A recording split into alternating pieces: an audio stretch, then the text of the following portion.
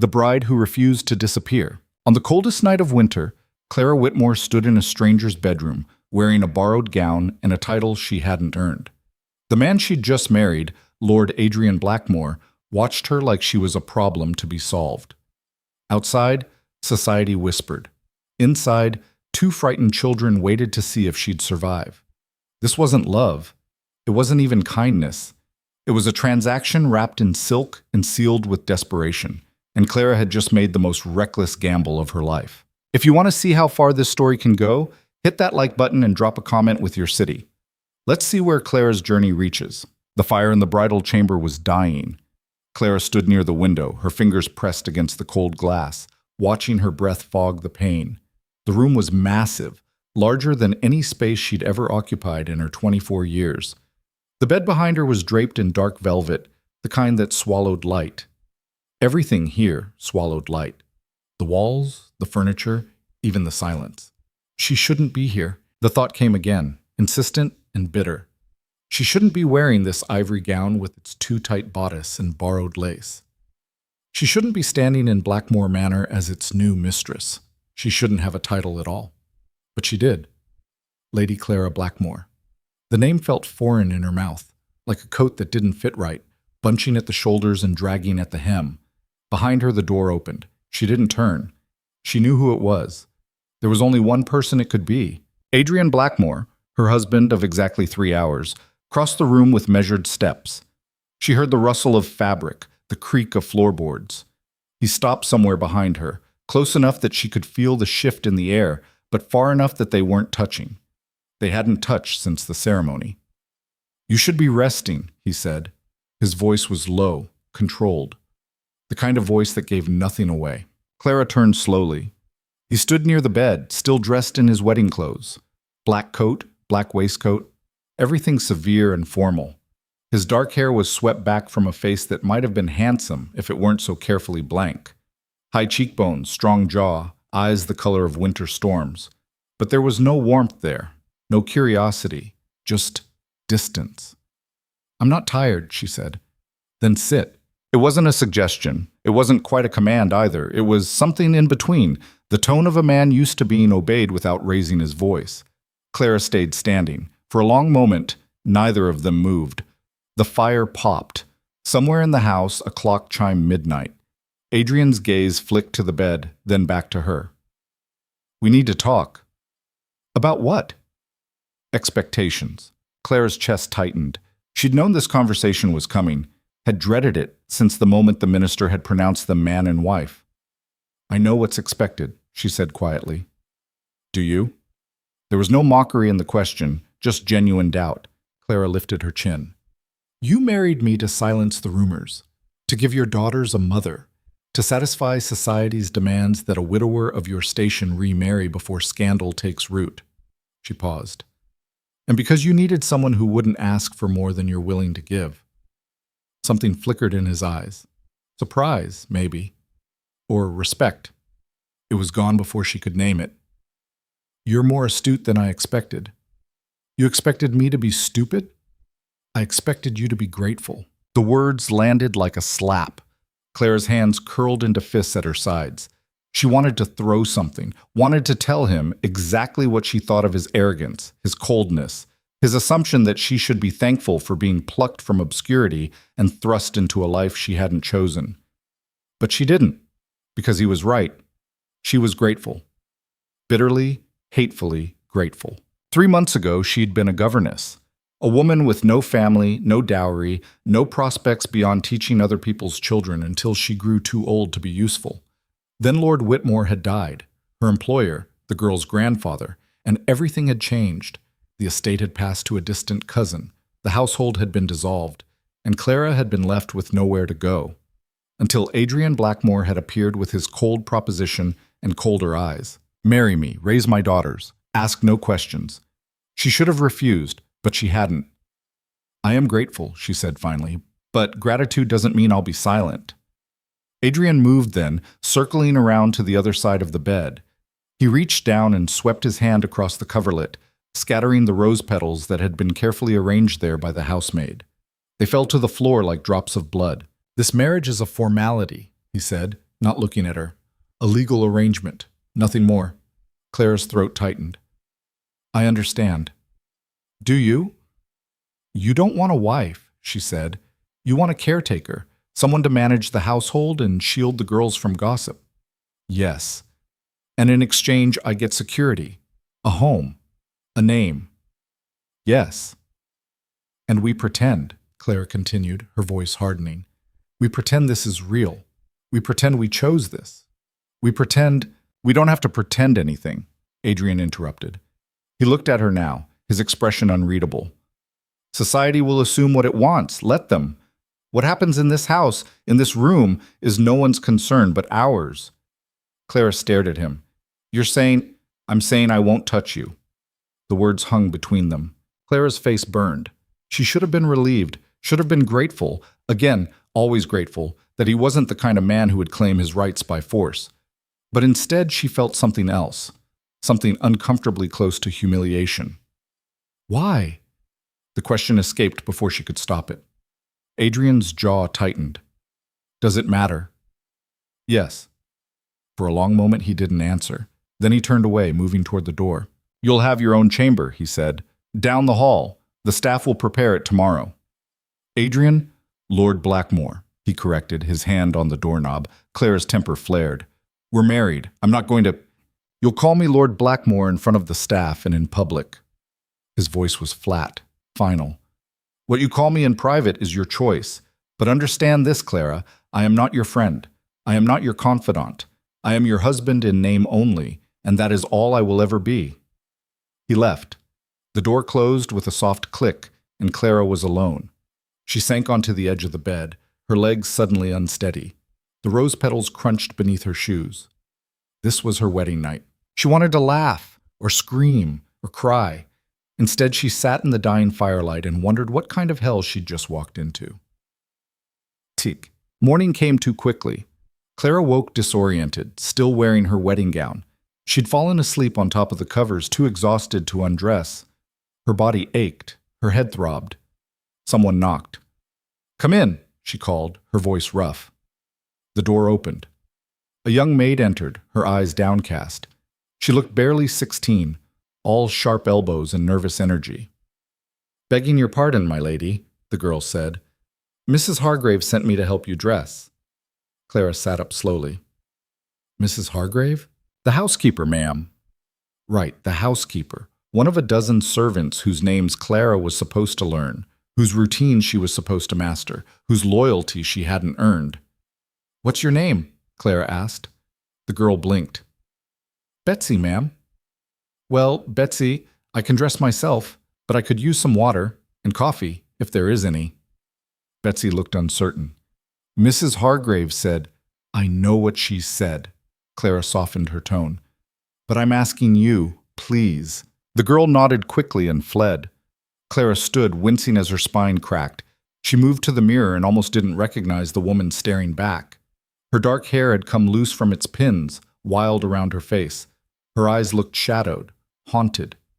Lady Blackmore. The woman in the mirror didn't look like a lady. She looked like an imposter. Clara turned away and began unlacing the gown. Breakfast was a disaster. Clara found the dining room on her third try, after getting lost twice in corridors that all looked identical. The house was a maze. Too many rooms, too many doors, too much dark wood and darker silence. Adrian was already seated when she entered. He didn't look up from his newspaper. Clara slid into the chair across from him. A footman appeared instantly, pouring tea she hadn't asked for. Sleep well? Adrian asked, still reading. No. Pity. Clara bit back a sharp response. She watched him over the rim of her cup, the way his shoulders held rigid, the way his fingers gripped the paper just a fraction too tight. He was tense, pretending not to be. Where are the girls? She asked. The nursery. They take breakfast upstairs. I'd like to see them. Now he looked up. Why? Clara set down her cup carefully. Because they're children who just lost their grandfather and gained a stepmother overnight. Because they're probably terrified. Because they're fine. You don't know that. I know my daughters. Do you? The question hung between them, sharp as a blade. Adrian's expression darkened. He folded the newspaper with precise movements and stood. "You'll see them this afternoon. Mrs. Hargrave will arrange it." "I don't need Mrs. Hargrave to—" "Yes," he said coldly. "You do.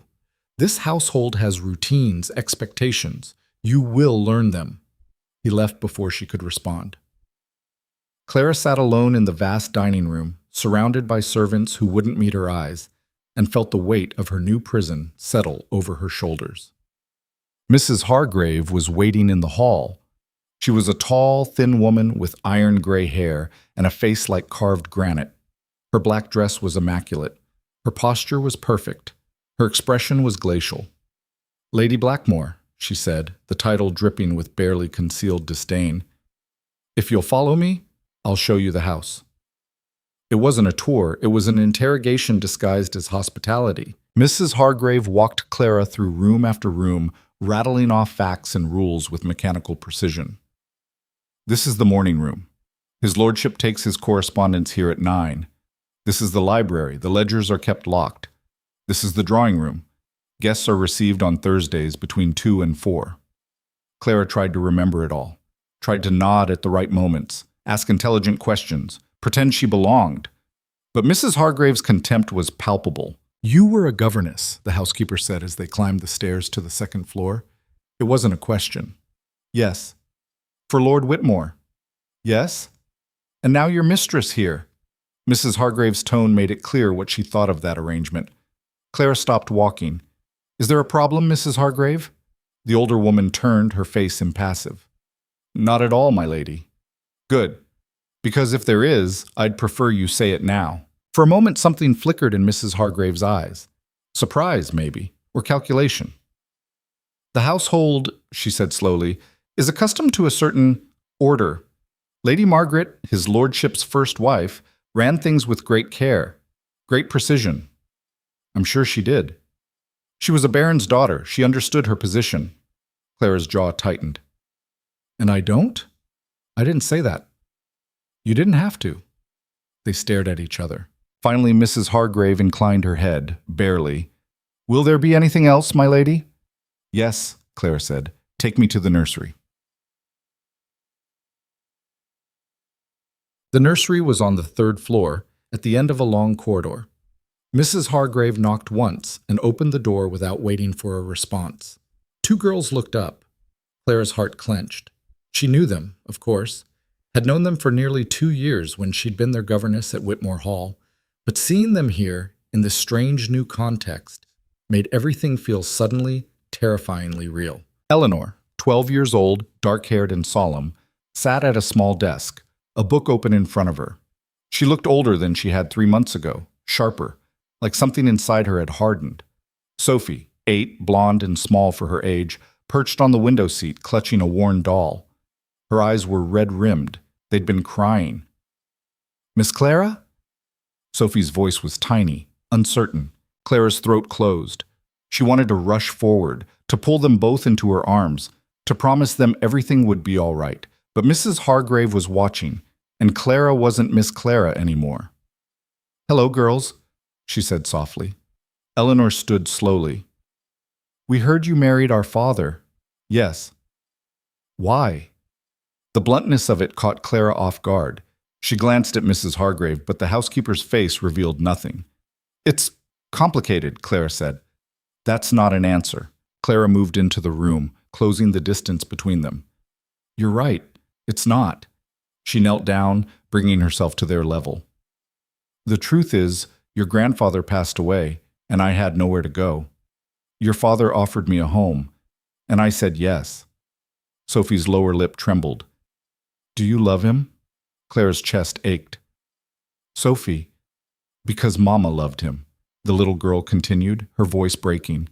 "And then she died, and now you're here instead." The room went very still. Eleanor's face had gone pale. Mrs. Hargrave shifted almost imperceptibly. Clara reached out slowly and took Sophie's hand. "I'm not here to replace your mother," she said quietly. "No one could do that. I'm here because your father thought you needed someone to take care of you. And because she swallowed hard, because I care about both of you, very much." "But you don't love father." Eleanor said. Not a question.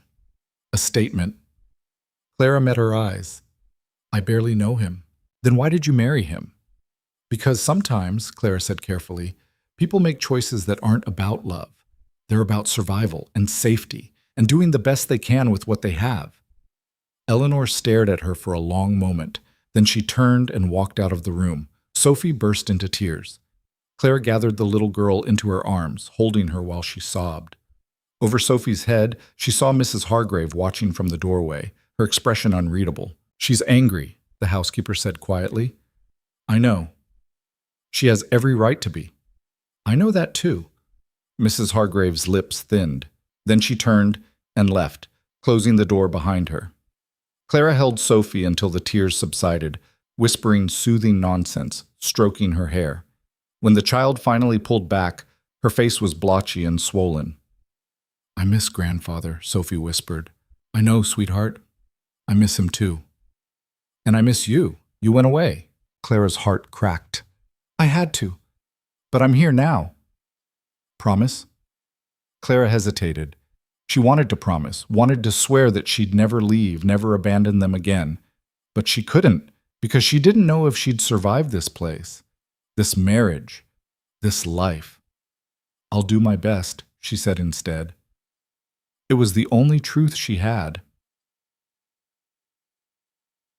The days blurred together.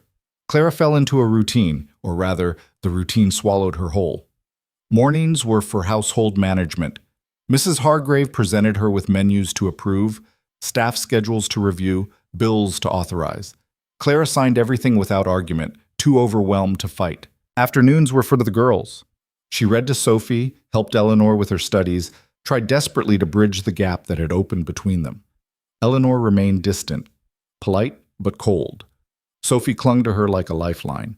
Evenings were for Adrian, except Adrian was never there. He took his meals in his study, worked late into the night, left the house before dawn. Clara saw him in passing, a shadow in the hallway, a figure disappearing around a corner. They exchanged maybe a dozen words a day, all of them meaningless. Good morning. The weather's turned. I'll be out this evening.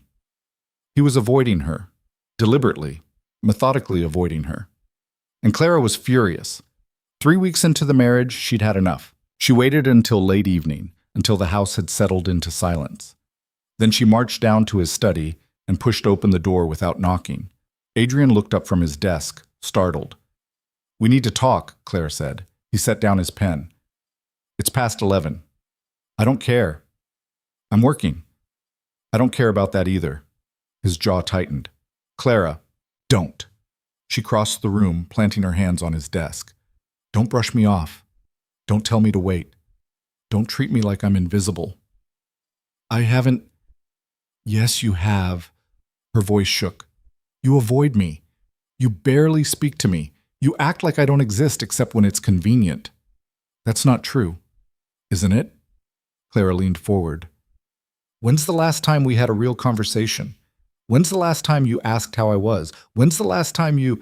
What do you want from me? Adrian stood abruptly, his chair scraping back. What do you expect? We made an arrangement, a business arrangement. I gave you exactly what I promised. A home, security, a name. What more? I want you to stop hiding. The words echoed in the quiet room. Adrian stared at her, something dangerous flickering in his eyes. I'm not hiding. You are. Clara's hands curled into fists. You're hiding from your daughters. You're hiding from this marriage. You're hiding from... From what? His voice dropped to something low and rough. From you? Yes. Why would I hide from you? I don't know. Clara threw up her hands. That's the problem. I don't know anything about you. I don't know what you're thinking, what you want, what you're afraid of. I'm not afraid. Everyone's afraid of something. Adrian circled the desk slowly. He moved like a predator, all controlled power and barely leashed tension. When he stopped in front of her, Clara had to tilt her head back to meet his eyes. You want to know what I'm afraid of? He asked quietly. Clara's breath caught. Yes. He leaned in, close enough that she could feel the heat of him, close enough to see the thin scar above his left eyebrow, the flecks of silver in his dark hair. "I'm afraid," he said slowly, "of making the same mistake twice." Clara's heart hammered. What mistake? But Adrian was already pulling back, already retreating behind his walls. "Go to bed, Clara." "Adrian, go to bed." He turned away, dismissing her. Clara stood there for a long moment, shaking with frustration, and something else she couldn't name. Then she left. But she didn't go to bed. She went to the library and started searching for answers. The ledgers were locked, but the other books weren't. Clara spent hours poring through estate records, old correspondence, anything that might give her insight into the man she'd married. She learned that Blackmore Manor had been in Adrian's family for 6 generations, that the estate was profitable but heavily mortgaged, that Adrian had taken over at 23 after his father's sudden death. She learned that he'd married Lady Margaret Ashford 5 years ago, that she'd died in childbirth 2 years later, along with the baby. A son. Adrian's heir. Clara sat back, her chest tight. No wonder he kept his distance. No wonder he'd built walls so high no one could scale them. He'd loved his first wife, and he'd lost her. This marriage wasn't about Clara at all. It was about keeping everyone, including himself, at arm's length, about never risking that kind of pain again. Clara closed the ledger slowly. She understood now, but understanding didn't make it hurt less. The next morning, Eleanor collapsed. Clara heard the scream from downstairs, Sophie's voice high and terrified. She ran, taking the stairs 2 at a time. The nursery door was open. Sophie stood in the middle of the room, sobbing. Eleanor lay on the floor, her body convulsing. "Get Mrs. Hargrave!" Clara shouted at the maid hovering in the doorway. "And send for the doctor, now!" She dropped to her knees beside Eleanor, turning the girl onto her side. The seizure lasted less than a minute, but it felt like an eternity. When it finally stopped, Eleanor went limp. Clara checked her pulse, fast but steady. Her forehead was burning. "Eleanor, can you hear me?" The girl's eyes fluttered open, unfocused. "Hurts," she whispered. "I know, sweetheart. I know. Help is coming." But even as she said it, Clara's mind was racing. This wasn't just a fever. This was something worse, something dangerous. And outside, the first snow of winter had just begun to fall. The doctor didn't arrive until after dark. Clara had moved Eleanor to her bed by then, stripping away the sweat-soaked nightgown and wrapping her in fresh linens. The fever hadn't broken. If anything, it had climbed higher. The girl's skin felt like paper held too close to flame. Sophie refused to leave. She sat curled in the corner, clutching her doll, watching with huge, frightened eyes. "You should go to the nursery," Clara said gently. "Mrs. Hargrave can—" "No." Sophie's voice was small, but firm. "I'm staying." Clara didn't have the energy to argue. She dipped the cloth into cold water again, wrung it out, pressed it to Eleanor's forehead. The girl murmured something incomprehensible. Her eyes moved beneath closed lids, rapid and restless. Footsteps in the hall. The door swung open. Dr. Pemberton was a heavy-set man in his 60s with kind eyes and hands that shook slightly. He'd been the family physician for 20 years, Mrs. Hargrave had said. He'd delivered both girls. He'd attended Lady Margaret in her final hours. He set his bag down and moved to the bedside without preamble. "How long has she been like this?" "Since this morning," Clara said. "The seizure lasted maybe 40 seconds. Then the fever spiked." "Any other symptoms? Rash? Difficulty breathing?" "No. Just the fever and—" Clara hesitated. "She's confused. Doesn't recognize me half the time." Dr. Pemberton pulled back Eleanor's eyelid, studying her pupils. He checked her pulse, listened to her chest, felt along her neck and jaw. Clara watched, her stomach knotted tight. Finally, the doctor straightened. His expression was grave. "Scarlet fever," he said quietly. The words hit like a fist. Clara's mouth went dry. "Are you certain?" "I've seen it enough times." He began rolling down his sleeves. "The seizure, the high fever, the delirium, it's classic presentation. What do we do?" "Keep her cool, force fluids if you can, watch for the rash. It'll likely appear in the next day or two." He paused. "And pray." Clara's hands clenched. "That's it? That's all you can do?" "I'm sorry, Lady Blackmore. There's no cure. Either the fever breaks or what?" Dr. Pemberton's silence was answer enough. Clara's vision narrowed. She was distantly aware of Sophie starting to cry, of the doctor murmuring something else. of footsteps retreating. Then she was alone with Eleanor again. No, not alone. Adrian stood in the doorway. Clara hadn't heard him approach. Didn't know how long he'd been there. He was still in his riding clothes, mud splattered across his boots. His face was pale. How bad? His voice was rough. Bad.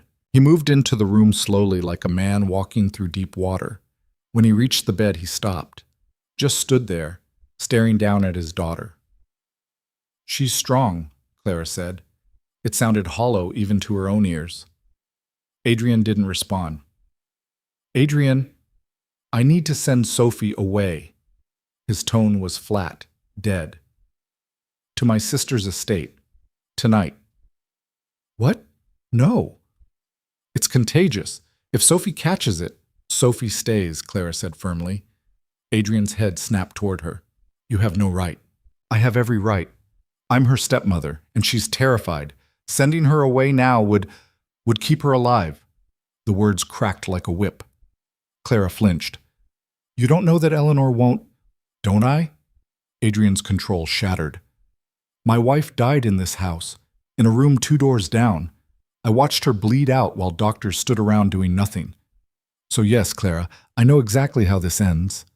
The rawness in his voice stole her breath. She'd known he'd lost his wife, known it intellectually, academically, but hearing the pain underneath, seeing it written across his face like a scar, made it real in a way it hadn't been before. This is different, she said quietly. How? Because Eleanor isn't alone. Because we're going to fight. Clara straightened her shoulders.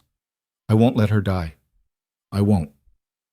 Adrian stared at her. Something shifted in his expression. Disbelief, maybe. Or the faint stirring of hope. Then it was gone. Do what you want, he said. But when she dies, don't expect me to mourn with you. He walked out. Clara stood frozen, his words echoing in her head. When she dies. Not if. When? Behind her, Sophie whispered, Is Eleanor going to die? Clara turned. The little girl looked impossibly small, drowning in shadows.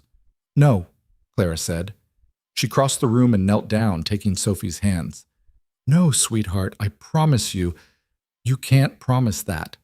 The bluntness of it hurt. Because Sophie was right. Clara couldn't promise anything, but she could fight. You're right, she said slowly. I can't promise she'll live, but I can promise I'll do everything in my power to save her, and I need your help.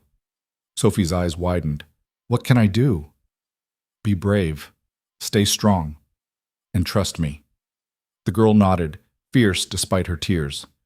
Clara pulled her into a quick hug, then stood. Her mind was already racing, cataloging what needed to be done. Cool compresses. Willow bark tea for the fever. Broth to keep her strength up. Clean linens changed every hour to prevent bed sores. It wasn't much, but it was something. And Clara had never been good at doing nothing. The night stretched endlessly. Clara sent Sophie to bed around midnight over the girls' protests. Then she settled into the chair beside Eleanor's bed and began her vigil. Every hour, she changed the compresses.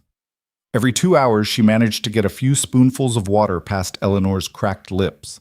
The girl barely woke, caught in fever dreams that made her thrash and cry out. At one point, she opened her eyes and looked directly at Clara. Mama? She whispered. Clara's throat closed. No, sweetheart, it's Clara. Eleanor's face crumpled. I want Mama. I know you do. Where did she go? Clara didn't know how to answer that. Didn't know what Eleanor had been told, what she understood about death. She had to leave, Clara said finally, but she loved you very much. Did she leave because of me? The question broke something inside Clara's chest. No. She gripped Eleanor's hand. Never because of you. She wanted to stay. She fought to stay, but sometimes... Her voice cracked. Sometimes we don't get to choose. Eleanor's eyes slid closed again. Clara sat in the darkness, holding the girl's hand, and felt the weight of all the things she couldn't fix pressing down on her shoulders. Dawn came gray and cold. Clara had dozed off somewhere around 4, her head resting on the edge of the mattress. She woke to find Mrs. Hargrave standing over her. You should rest, the housekeeper said. Her voice was softer than Clara had ever heard it. I'm fine. You've been awake all night. So have you, apparently. Mrs. Hargrave's mouth twitched, almost a smile. Touché. She set down a tray. I brought tea. And toast, though I doubt you'll eat it. Clara sat up slowly, her spine crackling. Has the doctor returned? Not yet. He'll come this afternoon. And Adrian? Mrs. Hargrave's expression shuddered. His lordship left at dawn. He's riding the northern border. Of course he was. Running again. Clara bit back her frustration and reached for the tea. It was strong and bitter, exactly what she needed. How is she? Mrs. Hargrave asked quietly. Clara looked at Eleanor. The girl's breathing was shallow but steady. The fever hadn't broken, but it hadn't climbed higher either. The same, Clara said. That's something. Is it? Mrs. Hargrave was quiet for a moment. Then she said, Lady Margaret fought for 3 days. The fever took her on the 4th. Clara's stomach twisted. I'm not Margaret. No. The housekeeper met her eyes. You're not. There was something in her tone, not quite approval, but close. A crack in the armor. Clara set down her cup carefully. Mrs. Hargrave, I need your help. With what? I need you to tell me everything about Margaret, about Adrian, about what happened. That's not my place. I'm not asking as your employer, Clara interrupted. I'm asking as someone who's trying to keep this family from falling apart, and I can't do that blind. Mrs. Hargrave studied her for a long moment. Then she sat down. Lady Margaret was 21 when she married Lord Blackmore. She began quietly. Beautiful. Accomplished. Everything a nobleman's wife should be. But she was fragile, delicate. The pregnancy was difficult from the start. Clara listened, her chest tight. The labor lasted 2 days. We had 3 doctors here, the best in the county. But nothing helped. She was too small, the baby too large. In the end, she hemorrhaged. Mrs. Hargrave's voice was flat, clinical. Lord Blackmore held her while she died. Then he held the baby, his son, while he died too. Clara's eyes burned. He didn't speak for a week after, Mrs. Hargrave continued. Just shut himself in his study. When he finally came out, he was... She paused. Different. Harder. He threw himself into the estate, into business, avoided the girls, avoided everyone. Why did he remarry? Pressure. Society demands an heir. His mother-in-law, Margaret's mother, was relentless. The rumors were starting to spread, that he'd driven Margaret to her death with his coldness, that he was neglecting his daughters, that the estate would crumble without proper management. Mrs. Hargrave met Clara's eyes. He needed a wife, but not one he could love, not one he could lose. Understanding crashed over Clara like a wave. She wasn't a replacement. She was insurance, a buffer between Adrian and the pain of caring too much. He's terrified, Clara said softly. Of course he is. Mrs. Hargrave stood. He watched the woman he loved die in agony, knowing he was the cause, knowing he'd planted the seed that killed her. That kind of guilt doesn't heal. It festers. She moved toward the door, then paused. For what it's worth, Lady Blackmore, I think you're stronger than Margaret ever was. You might actually survive him. Then she was gone. Clara sat alone with Eleanor, Mrs. Hargrave's words echoing in her head. You might actually survive him. The question was, did she want to? The rash appeared that afternoon. Clara saw it first on Eleanor's chest, tiny red dots spreading across her skin like spilled wine. Within an hour, it had covered her torso, her arms, her face. Dr. Pemberton returned and confirmed what Clara already knew. The crisis is coming, he said. Tonight or tomorrow. If the fever breaks, she has a chance. If not... He didn't finish. Clara nodded mutely. After he left, she sent word to Adrian. He didn't come. Instead, he sent a note via Mrs. Hargrave. Keep me informed. That was all. 4 words. Clara crumpled the paper in her fist, rage burning through her exhaustion. He couldn't even face his own daughter's deathbed. Couldn't risk feeling something. The coward. She threw the note into the fire and returned to Eleanor's side. Book. Sophie appeared around dinner time, carrying a tray. Mrs. Hargrave said you haven't eaten. the little girl said. Clara wanted to protest, but the smell of soup made her stomach growl traitorously. Thank you, sweetheart. Sophie set down the tray and climbed onto the bed, curling up beside her sister. She was careful not to jostle Eleanor, but she pressed close, her small hand finding Eleanor's. Tell me a story, she whispered. Clara's throat tightened. Sophie, please. Eleanor likes stories. Clara looked at the two girls, one burning with fever, one trying so desperately to be brave, and felt something shift inside her chest. She couldn't save Margaret, couldn't fix Adrian's guilt or his fear, but maybe she could save this. All right, she said softly. She settled back in her chair, the soup forgotten. Once upon a time, there were two sisters who lived in a great manor. She told them the story of two princesses who refused to be victims of their circumstances, who fought dragons and climbed mountains and saved themselves when no one else would. Sophie listened with rapt attention. Eleanor didn't stir, but Clara kept talking anyway, her voice steady in the darkness, weaving hope out of words because it was the only weapon she had left. What? Midnight came and went. The fever climbed higher. Eleanor's breathing turned ragged. Her skin burned so hot Clara was afraid to touch her. The servants had long since retired. Even Mrs. Hargrave had gone to bed, exhausted. Clara was alone. She'd run out of stories hours ago. Run out of prayers too. Not that she'd ever been particularly religious. Now she just sat, holding Eleanor's hand, watching the rise and fall of the girl's chest, counting breaths, waiting. The fire had burned down to embers. The room was freezing despite the blankets piled on the bed. Clara's own hands were numb. She didn't care. Somewhere around 2 a.m, Eleanor stopped breathing. Clara's heart stopped with her, for 3 seconds, an eternity. There was nothing. No movement. No sound. Then Eleanor gasped, a horrible rattling wheeze, and the rhythm resumed. Clara's hands shook so badly she nearly dropped the compress. This was it. The crisis Dr. Pemberton had warned about. Eleanor was dying, and Clara was powerless to stop it. No. The word rose up from somewhere deep inside her, fierce and unyielding. No. She hadn't survived poverty and loss and a loveless marriage just to watch a 12-year-old girl slip away in the dark. Clara stood abruptly. Her mind raced, cataloging everything she knew, everything she'd learned during her years as a governess. Remedies her own mother had used before she died. Folk cures the maids whispered about. Ice. The thought struck like lightning. If heat was killing Eleanor, then cold might save her. It was insane, dangerous. Every medical text would call it madness. But Clara was out of options. She grabbed the water pitcher, still half full, and ran. The kitchen was dark and silent. Clara fumbled for matches, lit a lamp, and began hauling buckets of water from the pump. Her arms screamed, her back ached. She didn't stop. Trip after trip, bucket after bucket, until the bathtub in the adjoining washroom was filled. Then she went outside. Snow had fallen steadily all evening. It lay thick on the ground, pristine and untouched. Clara scooped armfuls of it into a basin, carried it inside, dumped it into the tub. Again and again, until the water was ice cold.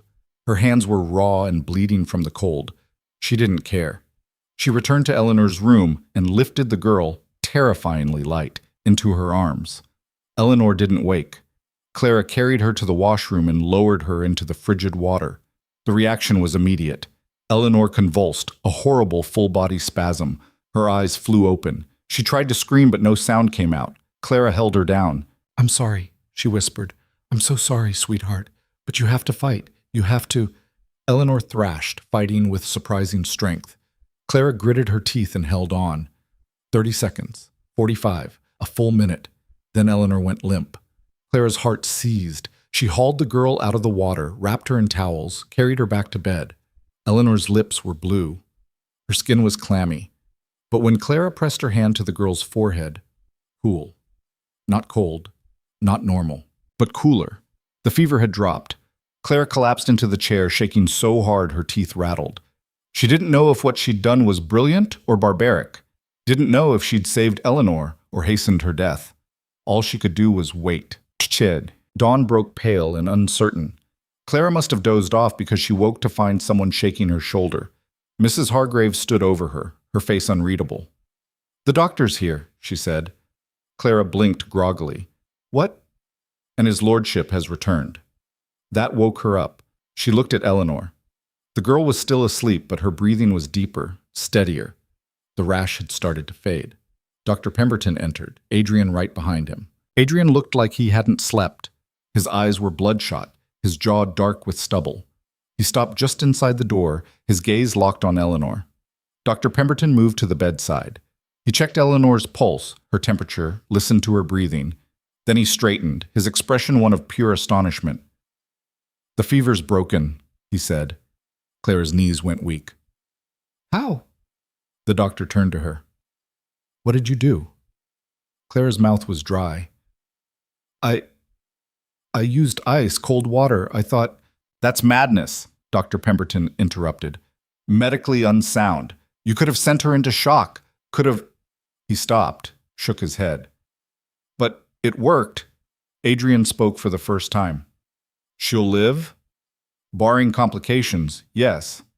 The doctor packed up his bag. "Whatever Lady Blackmore did, it saved your daughter's life." He left.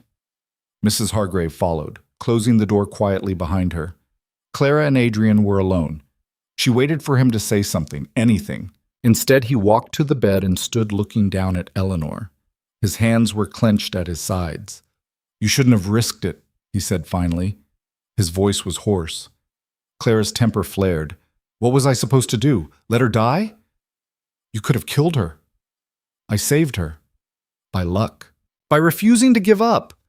Clara stood, exhaustion forgotten in the face of her anger. "You would have let her die rather than risk trying something desperate, something unconventional. You would have—" "I would have protected myself," Adrian said quietly. The admission hung between them. Clara stared at him. "From what?" "From this." He gestured vaguely at Eleanor, at the room, at everything. "From caring, from hoping, from—" His voice cracked. "From losing someone else, He stopped, turned away. But Clara had heard enough. She crossed the distance between them in 3 strides and grabbed his arm, forcing him to face her. "You don't get to do this," she said fiercely. "You don't get to hide behind your grief and call it protection. You don't get to abandon your daughters because you're afraid of feeling something. You don't understand." "I understand perfectly." Clara's voice shook. "You loved Margaret. You lost her. And you've spent 2 years punishing yourself and everyone around you for it." Adrian's face went white. "How dare you? How dare I what? Tell you the truth?" She stepped closer.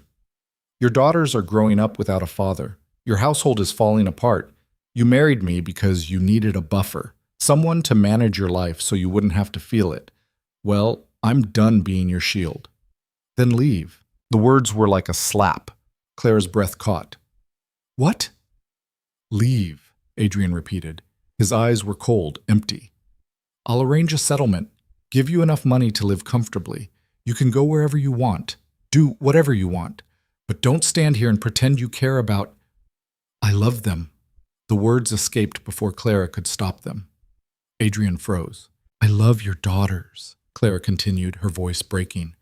"I loved them when I was their governess, and I love them now. And watching you push them away, watching you hurt them with your absence, it's killing me." Silence. Then Adrian said quietly, "You don't love me." It wasn't a question. Clara's heart cracked. Because he was right, she didn't love him. But looking at him now, seeing the raw pain he couldn't quite hide, the vulnerability he'd spent so long burying, she thought maybe she could, if he'd let her. "No," she said softly. "I don't love you, but I could, if you'd stop running long enough to let me try." Adrian stared at her. Something shifted in his expression, something she couldn't read. Then he turned and walked out. The door closed behind him. Clara stood alone in the quiet room, her heart hammering, wondering if she'd just saved her marriage or destroyed it. Behind her, Eleanor stirred. "Clara?" The girl's voice was weak but clear. Clara spun around. Eleanor's eyes were open, truly open, focused and aware. "Eleanor."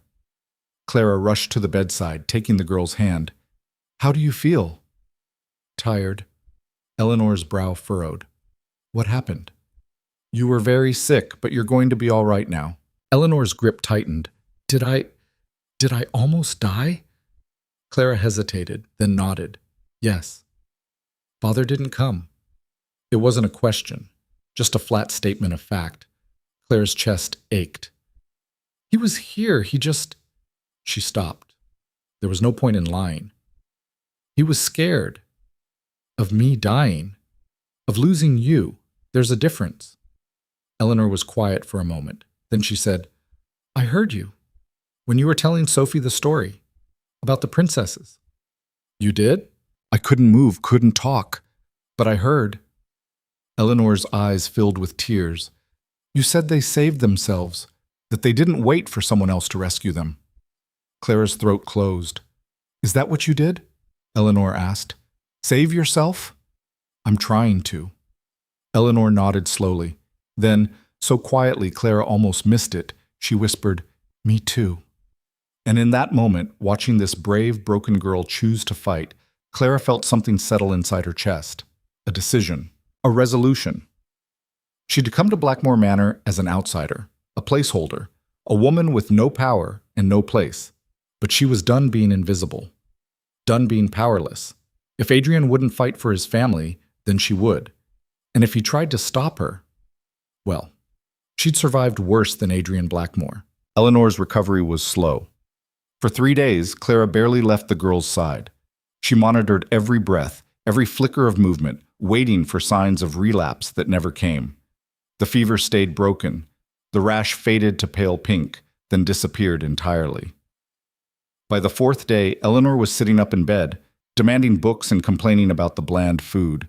It was the most beautiful sound Clara had ever heard. Sophie practically lived in Eleanor's room now, chattering nonstop about everything her sister had missed. The girls bickered over trivial things. Who got the best pillow? Whether the curtains should be open or closed. Normal, ordinary sibling arguments that made Clara's chest ache with relief. Adrian didn't visit once. Clara saw him in passing, a shadow in the corridor, always moving in the opposite direction. He took his meals in his study, left before dawn, returned after dark. The few times their paths crossed, he looked through her like she was made of glass. Mrs. Hargrave noticed. His lordship is avoiding you, the housekeeper said one morning, her tone carefully neutral. They were in the linen closet taking inventory. Clara had insisted on learning every aspect of household management, much to Mrs. Hargrave's surprise. I'm aware, Clara said, running her finger down the ledger. He's been to London twice this week. Clara's hand stilled. London? Business, apparently. Mrs. Hargrave's expression was unreadable. Or so he claims. Clara set down the ledger. What are you implying? The older woman hesitated, then quietly, Lady Margaret's mother lives in London. Lady Ashford. She's been writing to his lordship. Frequently. Ice slid down Clara's spine. About what? I don't know, but the letters arrive daily, and his lordship burns them after reading. Clara's mind raced. Margaret's mother. The woman who'd pressured Adrian into remarrying, who'd spread rumors about his fitness as a father. What did she want now? Thank you for telling me, Clara said. Mrs. Hargrave nodded. Lady Blackmore, Clara, be careful. Lady Ashford is not a woman to underestimate. Neither am I. Something that might have been approval flickered across the housekeeper's face. No, I'm beginning to see that. The confrontation came a week later. Clara was in the drawing room with the girls when the butler announced a visitor. Lady Ashford, he intoned, his face carefully blank. Clara's stomach dropped. Before she could respond, a woman swept into the room. Lady Ashford was in her 50s, impeccably dressed in black silk, despite 2 years having passed since Margaret's death. She was tall, rail-thin, with Margaret's delicate bone structure and none of her warmth. Her eyes were cold and assessing as they raked over Clara. So, she said, you're the replacement. Clara stood slowly, anger sparking in her chest. I'm Lady Blackmore, and you are? Don't play coy. You know exactly who I am. Lady Ashford's gaze shifted to the girls. Eleanor had gone pale. Sophie looked terrified. Eleanor, Sophie, come give your grandmother a proper greeting." Neither girl moved. Lady Ashford's mouth thinned. "I see you've already poisoned them against me." "I've done no such thing," Clara said evenly, "but perhaps you should ask yourself why children might be frightened of you." "How dare you?" "Girls," Clara interrupted, her voice gentle, "why don't you go to the nursery? I'll come find you in a bit." Eleanor grabbed Sophie's hand and they fled. Lady Ashford watched them go, her expression dark. Then she turned back to Clara. "We need to talk." "I have nothing to say to you." "But I have quite a bit to say to you." Lady Ashford settled into a chair without being invited. "Sit down, girl. This concerns your future." Clara remained standing. "My future is none of your business." "Isn't it? You married my son-in-law. You're raising my granddaughters. I'd say that makes it very much my business. Adrian is no longer your son-in-law. Margaret is dead." The words came out harsher than Clara intended. Lady Ashford flinched, barely, but Clara saw it. "Yes," the older woman said quietly. "She is. And do you know why?" Clara's jaw tightened. "I know what happened." "Do you? Did Adrian tell you how he insisted on an heir? How he refused to let Margaret wait, even when the doctors warned her body wasn't ready?" Lady Ashford's voice turned venomous. "He killed my daughter, killed her as surely as if he'd put a knife in her heart. That's not fair." "Fair?" Lady Ashford laughed bitterly. "My Margaret was 23 years old. She had everything to live for, but Adrian needed his precious heir, needed to prove his virility, and now she's dead, and he's replaced her with—" She gestured dismissively at Clara. "A governess, a nobody with no breeding, no family, no—" "Enough!" The word cracked through the room like a whip. Clara moved forward, her hands clenched into fists. "I understand you're grieving. I understand you blame Adrian, but I will not stand here and let you insult me in my own home." "Your home?" Lady Ashford stood. "You've been here barely a month. You have no claim to—" "I have every claim. I'm Adrian's wife. Those girls upstairs are my responsibility. And if you think you can march in here and I can do whatever I please." Lady Ashford's eyes glittered. "I have friends in society, friends in Parliament. One word from me and the rumors will start. About Adrian's cruelty, about his neglect of his daughters, about his scandalous remarriage to a woman of no standing." Clara's blood ran cold. "You wouldn't I? I've already begun. Why do you think Adrian has been in London so frequently? He's trying to contain the damage I've done." She smiled. "But it's too late. The whispers have started. Soon there'll be shouts. And when the magistrate comes to investigate the household's fitness to raise children, you're threatening to take the girls. I'm offering to save them from a father who killed their mother and a stepmother who has no idea what she's doing." The room spun. Clara forced herself to breathe, to think. Lady Ashford wasn't bluffing. She had the connections, the money, the social standing to make life hell for Adrian, to rip Eleanor and Sophie away from the only home they'd ever known, unless Clara stopped her. "What do you want?" Clara asked quietly. Lady Ashford tilted her head. "I want my granddaughters raised properly. In London. Under my supervision. And Adrian? Can rot here for all I care." Clara's mind raced. There had to be a way out of this. Had to be some leverage she could use. Then it hit her.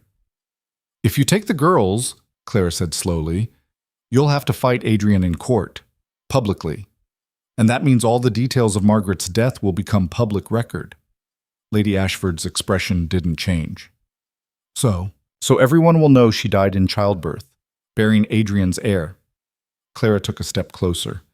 "They'll know she was trying to give him a son, that she wanted to, that it wasn't just Adrian's ambition, it was hers too." For the first time, Lady Ashford looked uncertain. "Margaret kept a diary," Clara continued, the lie coming easily. "I found it in her belongings. She wrote about how desperately she wanted to give Adrian an heir, how she refused to wait even when the doctors advised caution, how she loved him enough to risk everything. It was a gamble, a complete fabrication. But Lady Ashford's face had gone pale. "You're lying," she whispered. "Am I? Are you willing to risk it?" Clara's voice hardened. "Because if you take this to court, I'll produce that diary. I'll make sure everyone knows the truth, that Margaret's death was a tragedy, not a murder, that she made her own choices, and that you're using your daughter's memory as a weapon because you can't accept that she's gone. Lady Ashford's hands shook. I could destroy you. You could try, but I've survived worse than you. They stared at each other. Finally, Lady Ashford spoke. This isn't over. Yes, Clara said quietly. It is. Leave. Now. And don't come back. For a moment she thought Lady Ashford might refuse, might call her bluff. Then the older woman turned and swept out of the room. Clara waited until she heard the front door slam. Then her legs gave out and she collapsed into the nearest chair, shaking violently. She'd just lied through her teeth to one of the most powerful women in the county. She'd threatened, bluffed, risked everything, and she'd won. For now. Adrian returned that evening. Clara was waiting in his study. She'd let herself in without asking, poured herself a generous glass of his whiskey, and settled into his chair. When he opened the door and saw her, he stopped short. What are you doing here? We need to talk, Clara said. I'm tired. I don't care. She set down the glass. Your mother-in-law visited today. Adrian went very still. What did she want? To take the girls. She's threatening to petition the courts, claim you're an unfit father. Clara watched his face carefully. She's been spreading rumors in London, turning society against you. Adrian's jaw clenched. I know. You know? And you didn't think to tell me? It's not your concern. Like hell it isn't. Clara stood. Those girls upstairs are my concern. This household is my concern. Your reputation affects all of us, Adrian. You can't just... I'm handling it. How? By hiding? By running to London and trying to bribe people into silence? She crossed her arms. That's not handling it. That's delaying the inevitable. What would you have me do? Adrian's control finally cracked. Fight her? She has more money, more influence, more... She has nothing but grief and bitterness, Clara interrupted, and I sent her away. Adrian stared at her. You what? I told her to leave. Threatened to expose Margaret's diary if she pursued this. What diary? The one that doesn't exist. Silence. Then Adrian said very quietly, You lied. Yes. To Lady Ashford. Yes. Are you insane? Adrian's voice rose. Do you have any idea what she could do to you? To us? What she's already doing, Clara shot back. She was going to take the girls, Adrian, take them and raise them to hate you. I couldn't let that happen. So you risked everything. For your daughters, yes. Clara moved around the desk. Because someone had to. Someone had to stand up and fight instead of cowering in fear. Adrian flinched like she'd struck him. Clara immediately regretted the words. But they were true, and he needed to hear them. I'm not Margaret, she said more gently. I won't break. I won't die on you. But I also won't stand by and watch you destroy yourself out of guilt. You don't understand. I understand perfectly. Clara reached out, then stopped, her hand hovering between them. You blame yourself for her death. You think loving someone means risking losing them. So you've decided never to love anyone again, never to feel anything that might hurt. Adrian's throat worked.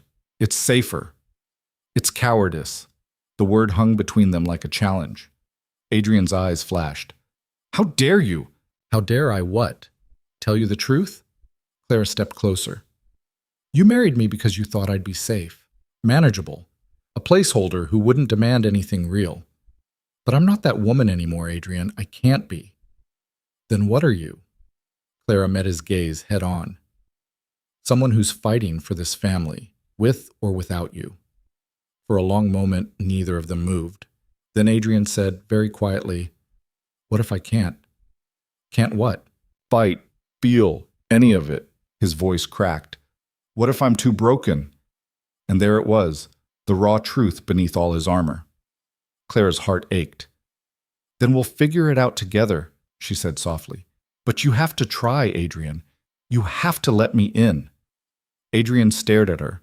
Something shifted in his expression, fear and hope and desperation all tangled together. Then he turned away. I can't, he whispered. Clara felt the rejection like a physical blow. She'd offered him everything, her strength, her loyalty, her willingness to fight beside him, and he'd chosen fear. "Fine," she said, her voice cold. "Hide if you want. Run. Pretend you're protecting yourself, but don't expect me to wait around while you do it." She left before he could respond. But the next morning, Lady Ashford's carriage appeared again. Clara saw it from the window, and her stomach dropped. She'd called the woman's bluff yesterday. Clearly, Lady Ashford was calling hers in return. Clara squared her shoulders and went downstairs. But it wasn't Lady Ashford who entered. It was a solicitor, a thin, nervous man with wire-rimmed spectacles and a leather case under his arm. "Lady Blackmore," he said, bowing. "I'm Mr. Pembleton, representing Lady Ashford. I'm here to serve you with—" "A petition for custody," Clara finished. Her voice was remarkably steady. "I expected as much." Mr. Pembleton blinked. "You did?" "Lady Ashford doesn't make idle threats." Clara took the papers he offered. "When is the hearing?" 3 weeks. In London." He cleared his throat. "I should warn you, Lady Ashford has secured testimony from several witnesses who will attest to Lord Blackmore's unsuitability as a father. Yes, I'm sure she has." Clara folded the papers carefully. "Is there anything else?" Mr. Pembleton looked uncomfortable. "Just that, well, these proceedings can be quite brutal for everyone involved. If you wish to settle quietly, no." "Lady Blackmore." "We'll see you in court, Mr. Pembleton." The solicitor left looking faintly shell-shocked. Clara stood in the hallway, the petition heavy in her hands, and felt the full weight of what she'd done crash down on her. She'd picked a fight with one of the most powerful families in England. She'd lied, threatened, risked everything, and now she was going to have to follow through, or lose everything she'd fought to protect. Adrian was in the stables. Clara found him there an hour later, brushing down his horse with methodical precision. He didn't look up when she entered. "Lady Ashford filed a petition," Clara said without preamble. "We have 3 weeks before the hearing." Adrian's hand stilled. "I know. Her solicitor came to see me as well." "And?" "And nothing. She'll win. She has the money, the connections, the evidence," Clara interrupted. "But so do we." Adrian finally looked at her. "What evidence?" "There is no diary, Clara. You made it up." "Then we'll find something else." Clara moved closer. "Character witnesses? Proof that the girls are thriving here. Documentation of your management of the estate. It won't be enough. It will if you fight." "I can't. Stop saying that." Clara's frustration boiled over. "You keep saying you can't, but you can, Adrian. You're just too afraid to try." Adrian set down the brush. "You don't understand what's at stake." "I understand perfectly. If we lose, Eleanor and Sophie go to London. They grow up under Lady Ashford's thumb, learning to resent you, to blame you for their mother's death." Clara's voice shook. "They'll lose you, and you'll lose them. Is that what you want?" "Of course not." "Then fight." Clara grabbed his arm, forcing him to look at her. "Stop hiding behind your guilt and your fear and fight for your daughters." Adrian jerked away. "I can't lose them the way I lost Margaret." "You already are." The words exploded out of Clara. "Don't you see? You're so busy protecting yourself from pain that you're losing them anyway. Eleanor barely speaks to you. Sophie cries herself to sleep asking why you don't love her anymore. You're abandoning them just as surely as if you'd sent them to London yourself." Adrian's face went white. "That's not true." "Isn't it?" Silence. Then Adrian said very quietly, "What do you want from me, Clara?" "I want you to be their father. I want you to walk into that courtroom and fight like hell to keep them." She paused. "I want you to stop punishing yourself for surviving." Adrian's eyes glistened. "I don't know how." And Clara saw it then, the broken man beneath the cold exterior, the father who loved his daughter so much it terrified him, the widower still drowning in guilt, her anger drained away. "Then let me help you," she said softly. Adrian stared at her. "Why?" "Because someone has to, and because—" Clara stopped, the truth hovering on her lips. "Because I'm falling in love with you." She couldn't say it, not yet, maybe not ever, but she could show him. "Because this family is worth fighting for," she said instead, "and I don't give up on things I care about." Adrian's throat worked. For a moment she thought he might reach for her, might let down his guard just enough to let her in, Then footsteps echoed in the stable yard. Mrs. Hargrave appeared, her face grim. "Lady Blackmore, Lord Blackmore, you need to come quickly." Clara's stomach dropped. "What's wrong?" "It's Eleanor. She's collapsed again." The world tilted. No, this couldn't be happening. They'd won. Eleanor had recovered. The crisis was over. Clara ran. She burst into Eleanor's room to find Dr. Pemberton already there, the girl limp in his arms. Sophie stood in the corner, sobbing. "What happened?" Clara demanded. "Relapse," the doctor said grimly. The scarlet fever weakened her heart. The stress. "Fix it," Adrian said from the doorway. His voice was raw, desperate. Dr. Pemberton's expression was grave. "I'll do what I can, but you should prepare yourselves." "No." Adrian crossed the room in 3 strides. He dropped to his knees beside the bed, taking Eleanor's hand. "Eleanor, sweetheart, can you hear me?"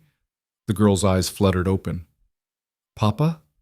The word was barely a whisper, but it shattered something inside Adrian. "I'm here," he said, his voice breaking. "I'm right here.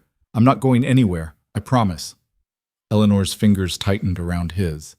"Don't leave. Never. I swear it." Adrian looked up at Dr. Pemberton. "What do you need? Specialists? Medicine? I'll pay anything. Time," the doctor said quietly. "And rest. Her heart needs time to heal." "How much time?" "Weeks, months, maybe longer." Dr. Pemberton packed up his bag. "Keep her calm. No stress. No excitement. Complete bed rest." He left. Clara, Adrian, and Sophie stood around Eleanor's bed, a fragile tableau of fear and hope. "I'm sorry," Eleanor whispered. She was crying now, silent tears sliding down her pale cheeks. "I'm sorry I got sick again. I'm sorry I'm—" "Stop," Adrian said fiercely. He gathered his daughter into his arms, holding her like she might break. "You have nothing to apologize for. Nothing. Do you understand?" Eleanor nodded against his chest. Clara watched them, her heart in her throat. This was the moment, the breaking point. Either Adrian would retreat back into fear, or he'd finally choose to fight. "Clara," he said without looking at her, "I need you to do something for me." "Anything. Find out everything you can about Lady Ashford's case, every witness, every piece of evidence, every vulnerability." His voice hardened. "We're going to war." Relief flooded through Clara so powerfully her knees nearly buckled. "Yes," she said, "we are." Sophie flew across the room and wrapped her arms around Clara's waist. "You'll fix this, won't you? You'll make it better?" Clara looked at Adrian over the little girl's head. His eyes met hers, finally, truly met hers, and she saw determination there. And trust. For the first time since this nightmare began, they were on the same side. "We'll fix it," Clara said. "Together." The next 3 weeks were brutal. Clara threw herself into preparing their defense with single-minded intensity. She interviewed every servant, documented every interaction with the girls, compiled evidence of Adrian's management of the estate. She wrote to character witnesses, neighbors, business associates, anyone who might testify to Adrian's fitness as a father. And she discovered Lady Ashford's weak point: money. For all her bluster about social standing and influence, Lady Ashford was drowning in debt. Her late husband had left her with a title and an estate mortgaged to the hilt. She'd been living off credit and her daughter's marriage settlement for years. If she gained custody of the girls, she'd also gain control of their trust funds. Substantial trust funds set up by Adrian after Margaret's death. It wasn't about the girls at all.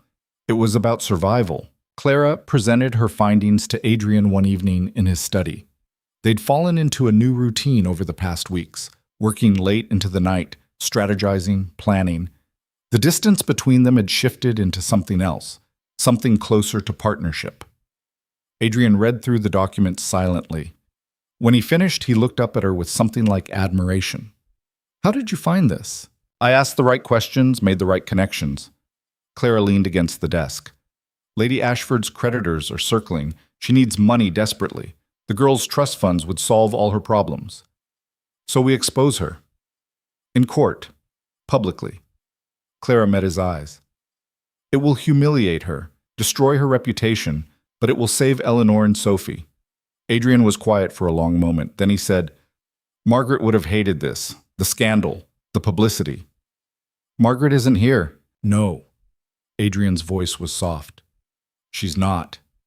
He stood and moved to the window, staring out at the dark grounds. Clara watched him, her chest tight. I loved her, Adrian said quietly. I did. But I think... He stopped. I think I used her too. As a shield. As proof that I could be normal, could have the life my father wanted for me. And when she died, I told myself it was punishment for being selfish. Clara said nothing, just listened. But you were right, he continued. I've been punishing everyone. The girls, myself, you. He turned to face her. I'm sorry, Clara. For all of it. For bringing you into this mess. For treating you like a convenience instead of what? Adrian crossed the room slowly. He stopped just in front of her, close enough that she could see the exhaustion in his eyes, the new lines at the corners of his mouth. Instead of the extraordinary woman you are, he said. Clara's breath caught. You saved Eleanor's life, Adrian continued. You stood up to Lady Ashford when I was too cowardly to do it myself. You fought for this family without asking for anything in return. And his voice cracked. I don't deserve you, but I'm asking anyway. Help me. Fight beside me. And when this is over, Clara prompted. Adrian reached out slowly and took her hand. Let me try to be the husband you deserve. Clara's heart hammered. She should pull away, should protect herself from the heartbreak that would come if he retreated again. But she'd never been good at protecting herself. All right, she whispered. Adrian's thumb brushed across her knuckles. All right? Yes. Clara squeezed his hand. We fight together, and we win. For the first time since she'd married him, Adrian smiled. It was a small thing, fragile, but real, and it gave Clara hope. The morning of the hearing, Eleanor's condition worsened. Clara woke to find Dr. Pemberton already at the bedside, his expression grave. Her heartbeat is irregular, he said. The stress. We're not going, Adrian said immediately. He stood in the doorway, already dressed for court, but his face was pale. If you don't appear, you forfeit, Clara said. I don't care. I won't leave her. Then I'll go. Adrian's head snapped toward her. What? I'll represent us. Clara's mind was already racing. I'll present our evidence, make our case. You stay here with Eleanor. Clara, you can't. Yes, I can. She crossed to him. This is what we do, Adrian. We protect each other. You stay with your daughter. I'll fight for her in court. Adrian stared at her. They'll tear you apart. Let them try. For a moment, she thought he'd refuse, thought his fear would override his trust. Then he nodded. Be careful, he said. Clara kissed his cheek, quick, impulsive, and left before she could change her mind. The courtroom was packed. Clara walked in alone, wearing her best dress, her spine straight despite the whispers that followed her entrance. Lady Ashford sat at the front, surrounded by solicitors and witnesses. When she saw Clara, her mouth curved into a cold smile. Where's Adrian? She called across the room. Too cowardly to face me himself? Eleanor is ill, Clara said evenly. He's with her, where any good father would be. The room went silent. The magistrate, a stern-looking man in his 60s, rapped his gavel. Let's begin. What followed was 3 hours of hell. Lady Ashford's solicitor presented witness after witness, servants who testified to Adrian's coldness, neighbors who claimed he neglected the girls, business associates who questioned his judgment. Clara countered with her own evidence. Financial records proving Lady Ashford's debts, testimony from Dr. Pemberton about Eleanor's recovery under Clara's care, letters from the girls' tutors praising their progress. But the real blow came when Lady Ashford herself took the stand. My daughter died because of that man, she said, her voice shaking. He drove her to an early grave with his demands for an heir. And now he's doing the same to those poor girls, pushing them into the care of a woman with no experience, no breeding, no... That's enough, Clara said. The magistrate frowned. Lady Blackmore, you're not... I'm not legally trained, I know. Clara stood. But I'm the only one here who actually lives with those girls, who sees them every day, who knows what they need. She walked forward, ignoring protocol, ignoring the gasps. Eleanor and Sophie aren't pawns, Clara said. They're not bargaining chips or trust funds to be managed. They're children who've lost their mother and need stability, love, a home. And you think you can provide that? Lady Ashford sneered. I know I can, because I already have. Clara turned to the magistrate. 3 weeks ago, Eleanor nearly died. The doctors had given up. But I didn't. I tried something desperate, something dangerous, and I saved her life. Not because I'm a perfect mother or a woman of breeding, but because I refused to give up on her. The room was utterly silent. Lord Blackmore is learning to be the father those girls need, Clara continued. Is he perfect? No. But he's trying. And with time and support, he'll succeed. But if you tear those girls away from the only home they've ever known and give them to a woman drowning in debt who sees them as a financial solution, she looked directly at Lady Ashford. You'll destroy them. Lady Ashford's face went scarlet. How dare you? Show us your financial records, Clara said calmly. Prove you're not using this custody battle to access the girls' trust funds. The magistrate leaned forward. Lady Ashford? This is outrageous. Your records, the magistrate repeated. Lady Ashford's solicitor whispered something urgent in her ear. Then she stood, trembling with rage. This isn't over, she hissed at Clara, and walked out. The magistrate watched her go, then turned back to Clara. The petition for custody is denied, he said. The children remain with Lord Blackmore. Clara's knees nearly gave out. They'd won. She returned to Blackmore Manor just after dark. Adrian met her at the door. He looked exhausted, his shirt rumpled, his hair disheveled. Well? He asked. We won. For a moment, he just stared at her. Then he pulled her into his arms, holding her so tightly she could barely breathe. Thank you, he whispered against her hair. Thank you. Clara's arms came up around him, and she felt the tremors running through his body, relief and fear and something else. When he finally pulled back, his eyes were wet. Eleanor? Clara asked. Stable. Sleeping. Adrian's hand came up to cup her face. Because of you. All of this. Because of you. Clara's heart hammered. Adrian! He kissed her. It was desperate and clumsy and perfect. Clara froze for half a second, then kissed him back, pouring everything she couldn't say into it. When they finally broke apart, both breathing hard, Adrian rested his forehead against hers. I don't know how to do this, he whispered. Neither do I. I'm terrified I'll fail, that I'll hurt you, that I'll... Then we'll fail together, Clara said, and figure it out as we go. Adrian's laugh was shaky. That's a terrible plan. It's the only one we have. He kissed her again, softer this time. And for the first time since this nightmare began, Clara thought they might actually survive this. Then the door to Eleanor's room flew open. Sophie stood there, her face white with terror. Clara! Father! Come quick! They ran. Eleanor was sitting up in bed, gasping for air. Her lips had a blue tinge. Her eyes were wide with panic. Dr. Pemberton, who'd been dozing in the chair, was already at her side, but his face was grim. Her heart, he said. It's failing. Adrian reached Eleanor first. He gathered her into his arms, supporting her weight as she struggled for breath. Her small hands clutched at his shirt, her eyes wild with fear. I can't breathe. Yes, you can, Adrian said, his voice steady despite the terror in his eyes. Look at me, Eleanor. Just look at me. Clara stood frozen in the doorway, her mind spinning. This couldn't be happening. Not now. Not after everything they'd fought for. Dr. Pemberton was checking Eleanor's pulse, his face grave. Her heart is racing. The rhythm is completely irregular. What do we do? Clara heard herself ask. I don't know, the doctor admitted. I've never seen a case progress this quickly after the initial recovery. Then figure it out. Adrian's control cracked. You're a doctor, aren't you?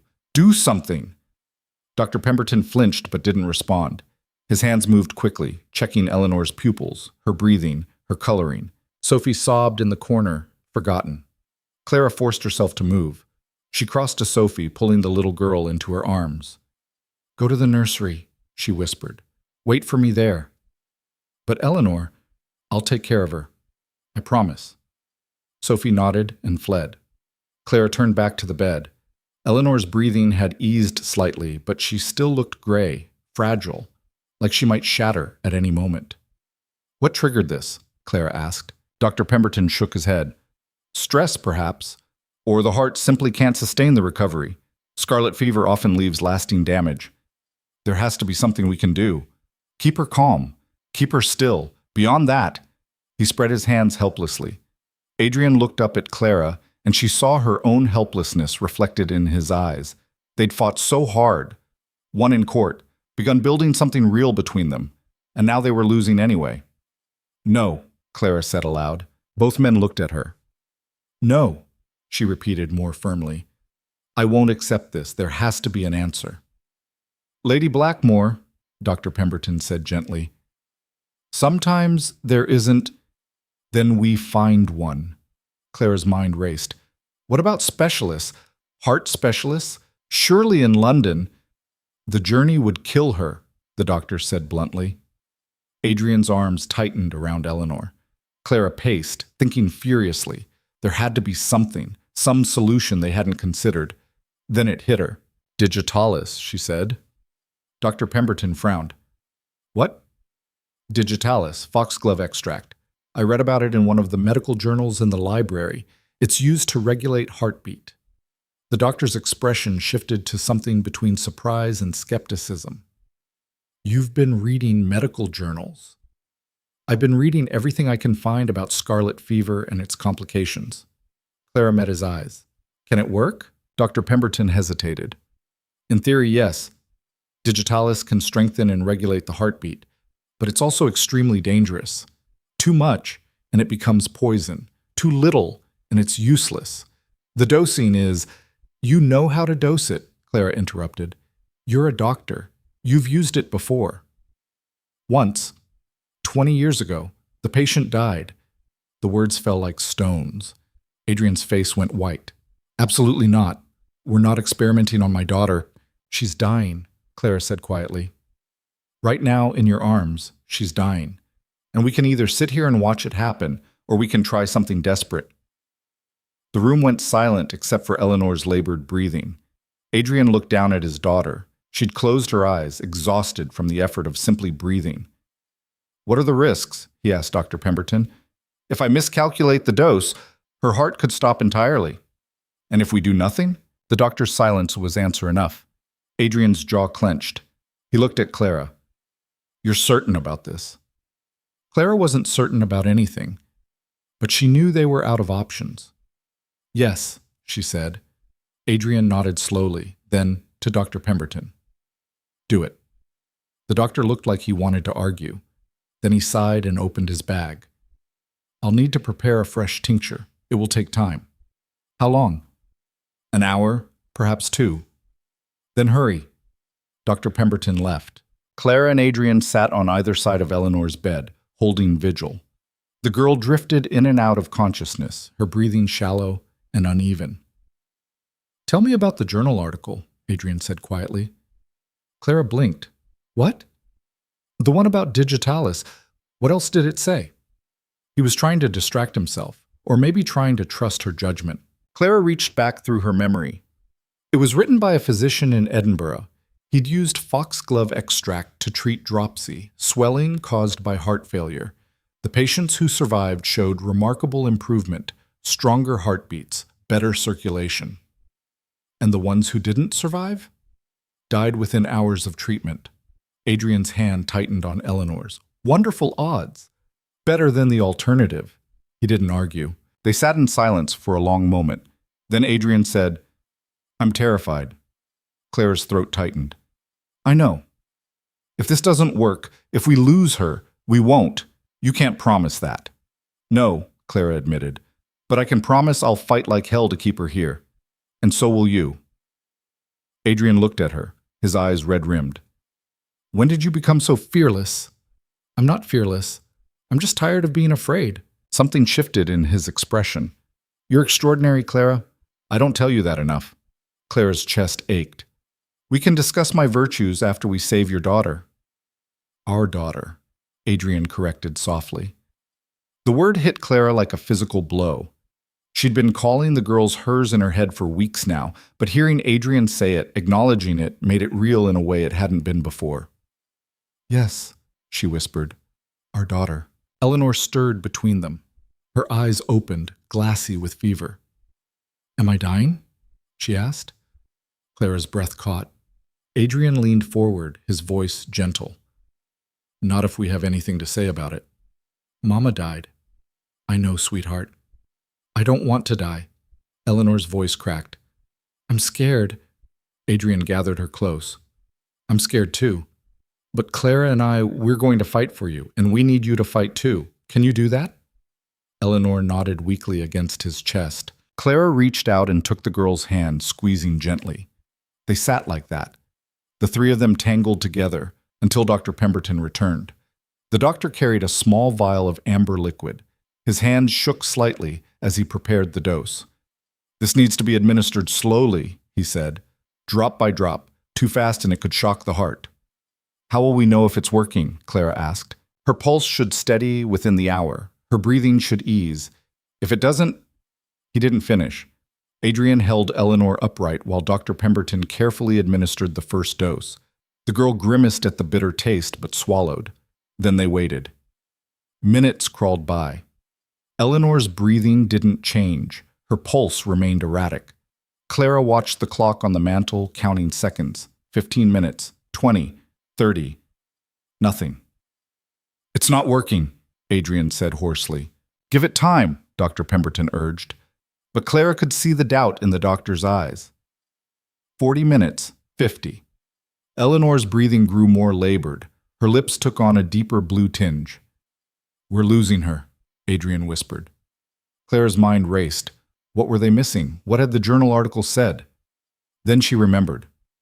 The dose, she said suddenly. The article mentioned that dosing varied by body weight. Eleanor's small. The standard dose might not be enough. Dr. Pemberton paled. Or it might be too much and will kill her faster. But what if Clara's right? Adrian demanded. What if she needs more? The doctor hesitated. It's a massive risk. Everything about this is a risk, Adrian's voice rose. Make a decision. Dr. Pemberton looked at the vial, then at Eleanor. His professional caution warred with desperation. Finally, he nodded. Half again the original dose, he said. No more. He prepared the second dose with shaking hands. Clara held her breath as Eleanor swallowed. This time, the change was immediate. Eleanor gasped, a horrible, rattling sound, and her body went rigid. What's happening? Adrian cried. Her heart, it's responding. Eleanor convulsed once, violently, then went still, too still.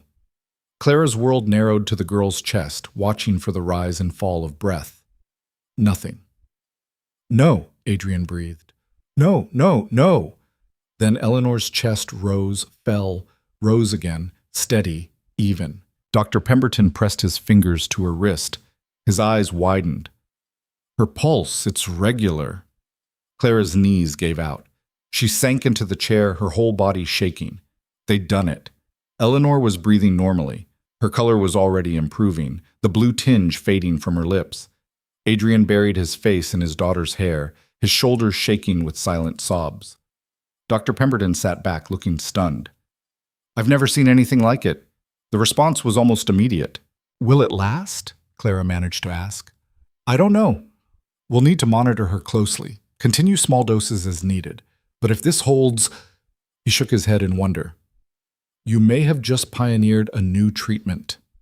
Clara didn't care about pioneering anything. She just cared that Eleanor was alive. The girl stirred, her eyes opening properly for the first time in hours. Papa? Her voice was weak but clear. I'm here, sweetheart. I feel better. Adrian laughed, a sound caught between joy and hysteria. You scared us half to death. Sorry. Eleanor's gaze found Clara. You saved me again, didn't you? Clara's throat closed. We all did. Together. Eleanor smiled faintly, then her eyes drifted shut again, not unconscious this time, but sleeping naturally. Dr. Pemberton stood. I'll prepare more doses, just in case, but she should rest now. You all should.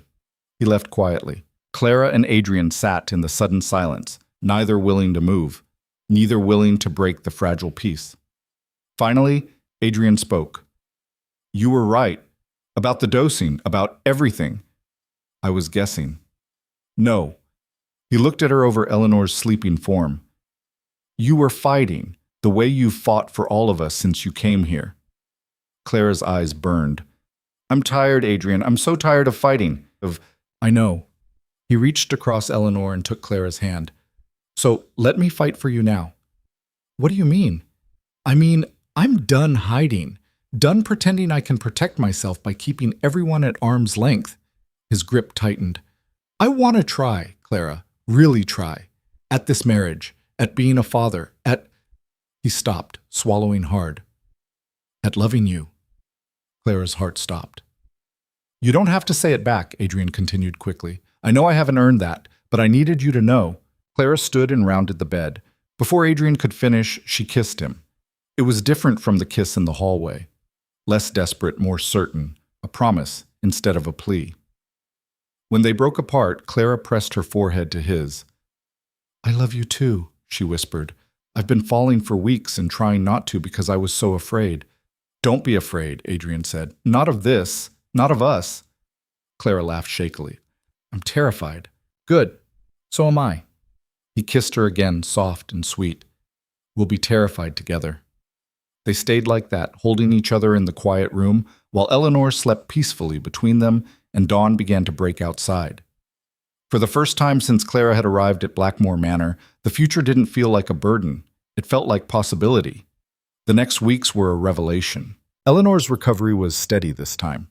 The digitalis doses continued, carefully monitored, and her heart grew stronger each day. Within a fortnight, she was sitting up in bed, reading and bickering with Sophie like nothing had happened. But everything had changed. Adrian had changed most of all. He spent hours with the girls now, reading to them, playing games, actually listening when they spoke.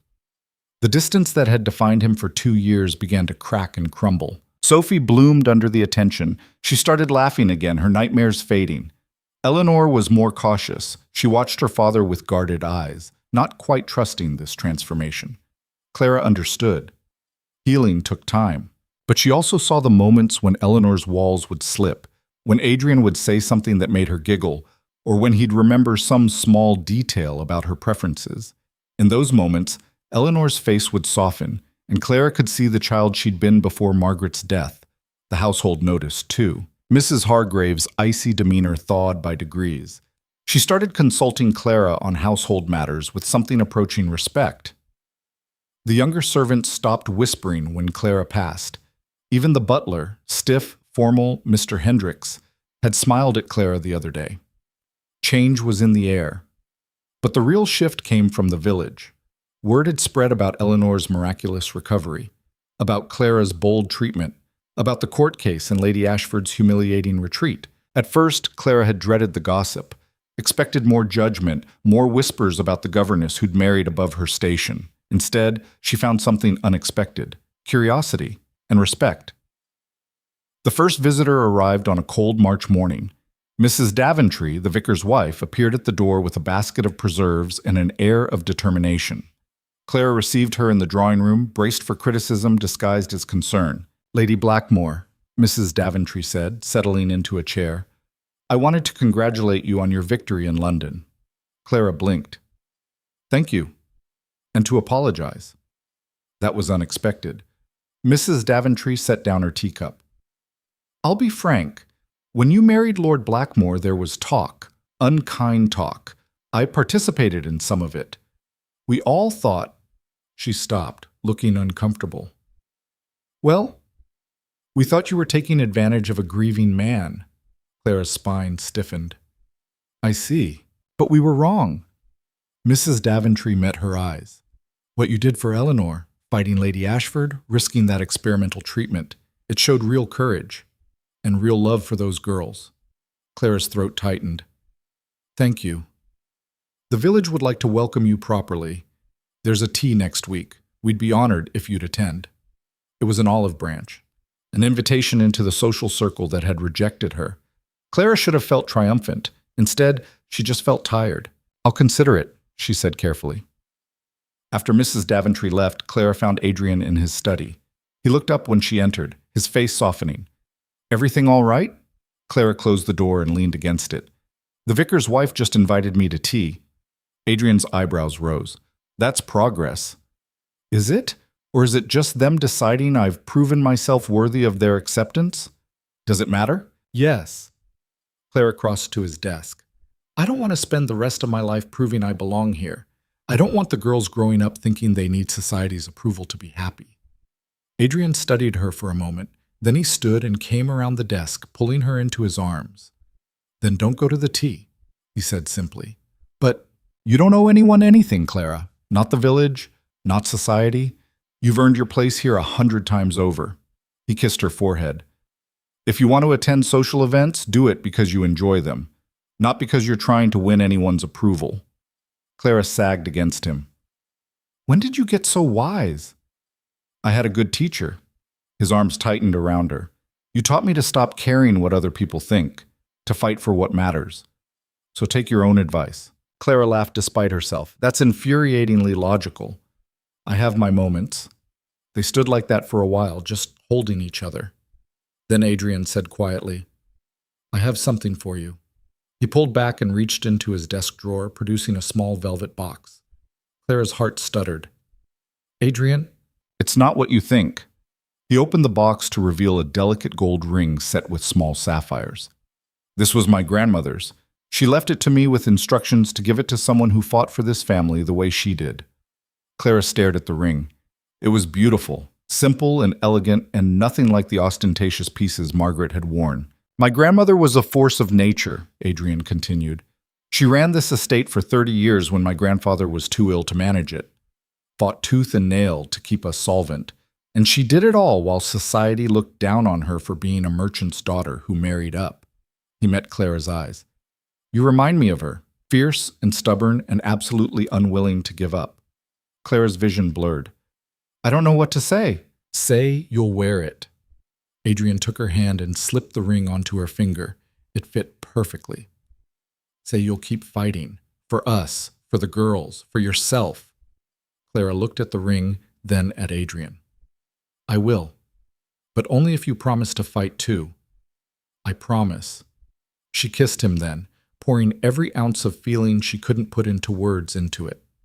When they finally broke apart, Adrian was smiling, that rare, genuine smile that transformed his whole face. We should tell the girls, he said. About us. About... He gestured vaguely. All of this. Clara's stomach flipped. You think they're ready? I think they've been waiting for us to figure it out. He was right. They found Eleanor and Sophie in the nursery playing chess. Or rather, Eleanor was teaching Sophie the rules while Sophie moved pieces at random and giggled. Both girls looked up when Clara and Adrian entered. Are we in trouble? Sophie asked immediately. No, sweetheart.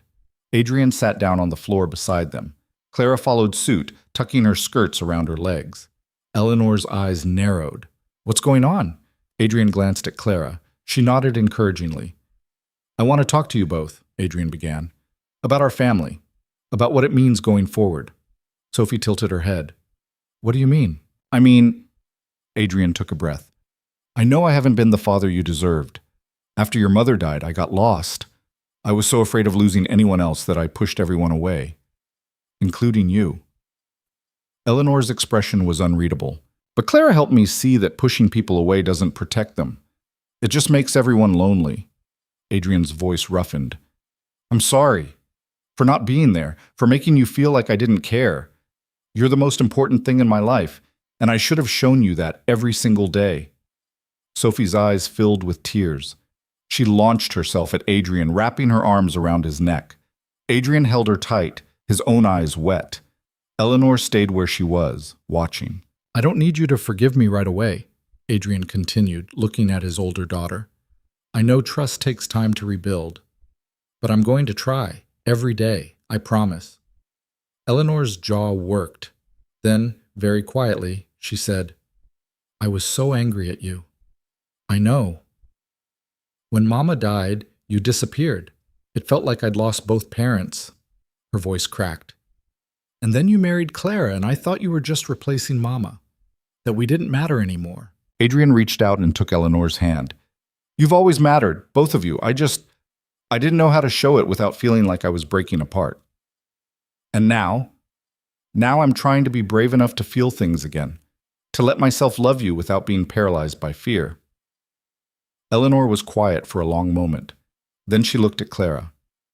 You really love us? You're not just here because you had nowhere else to go? Clara's heart cracked. I'm here because this is where I want to be, with you, with Sophie, with your father.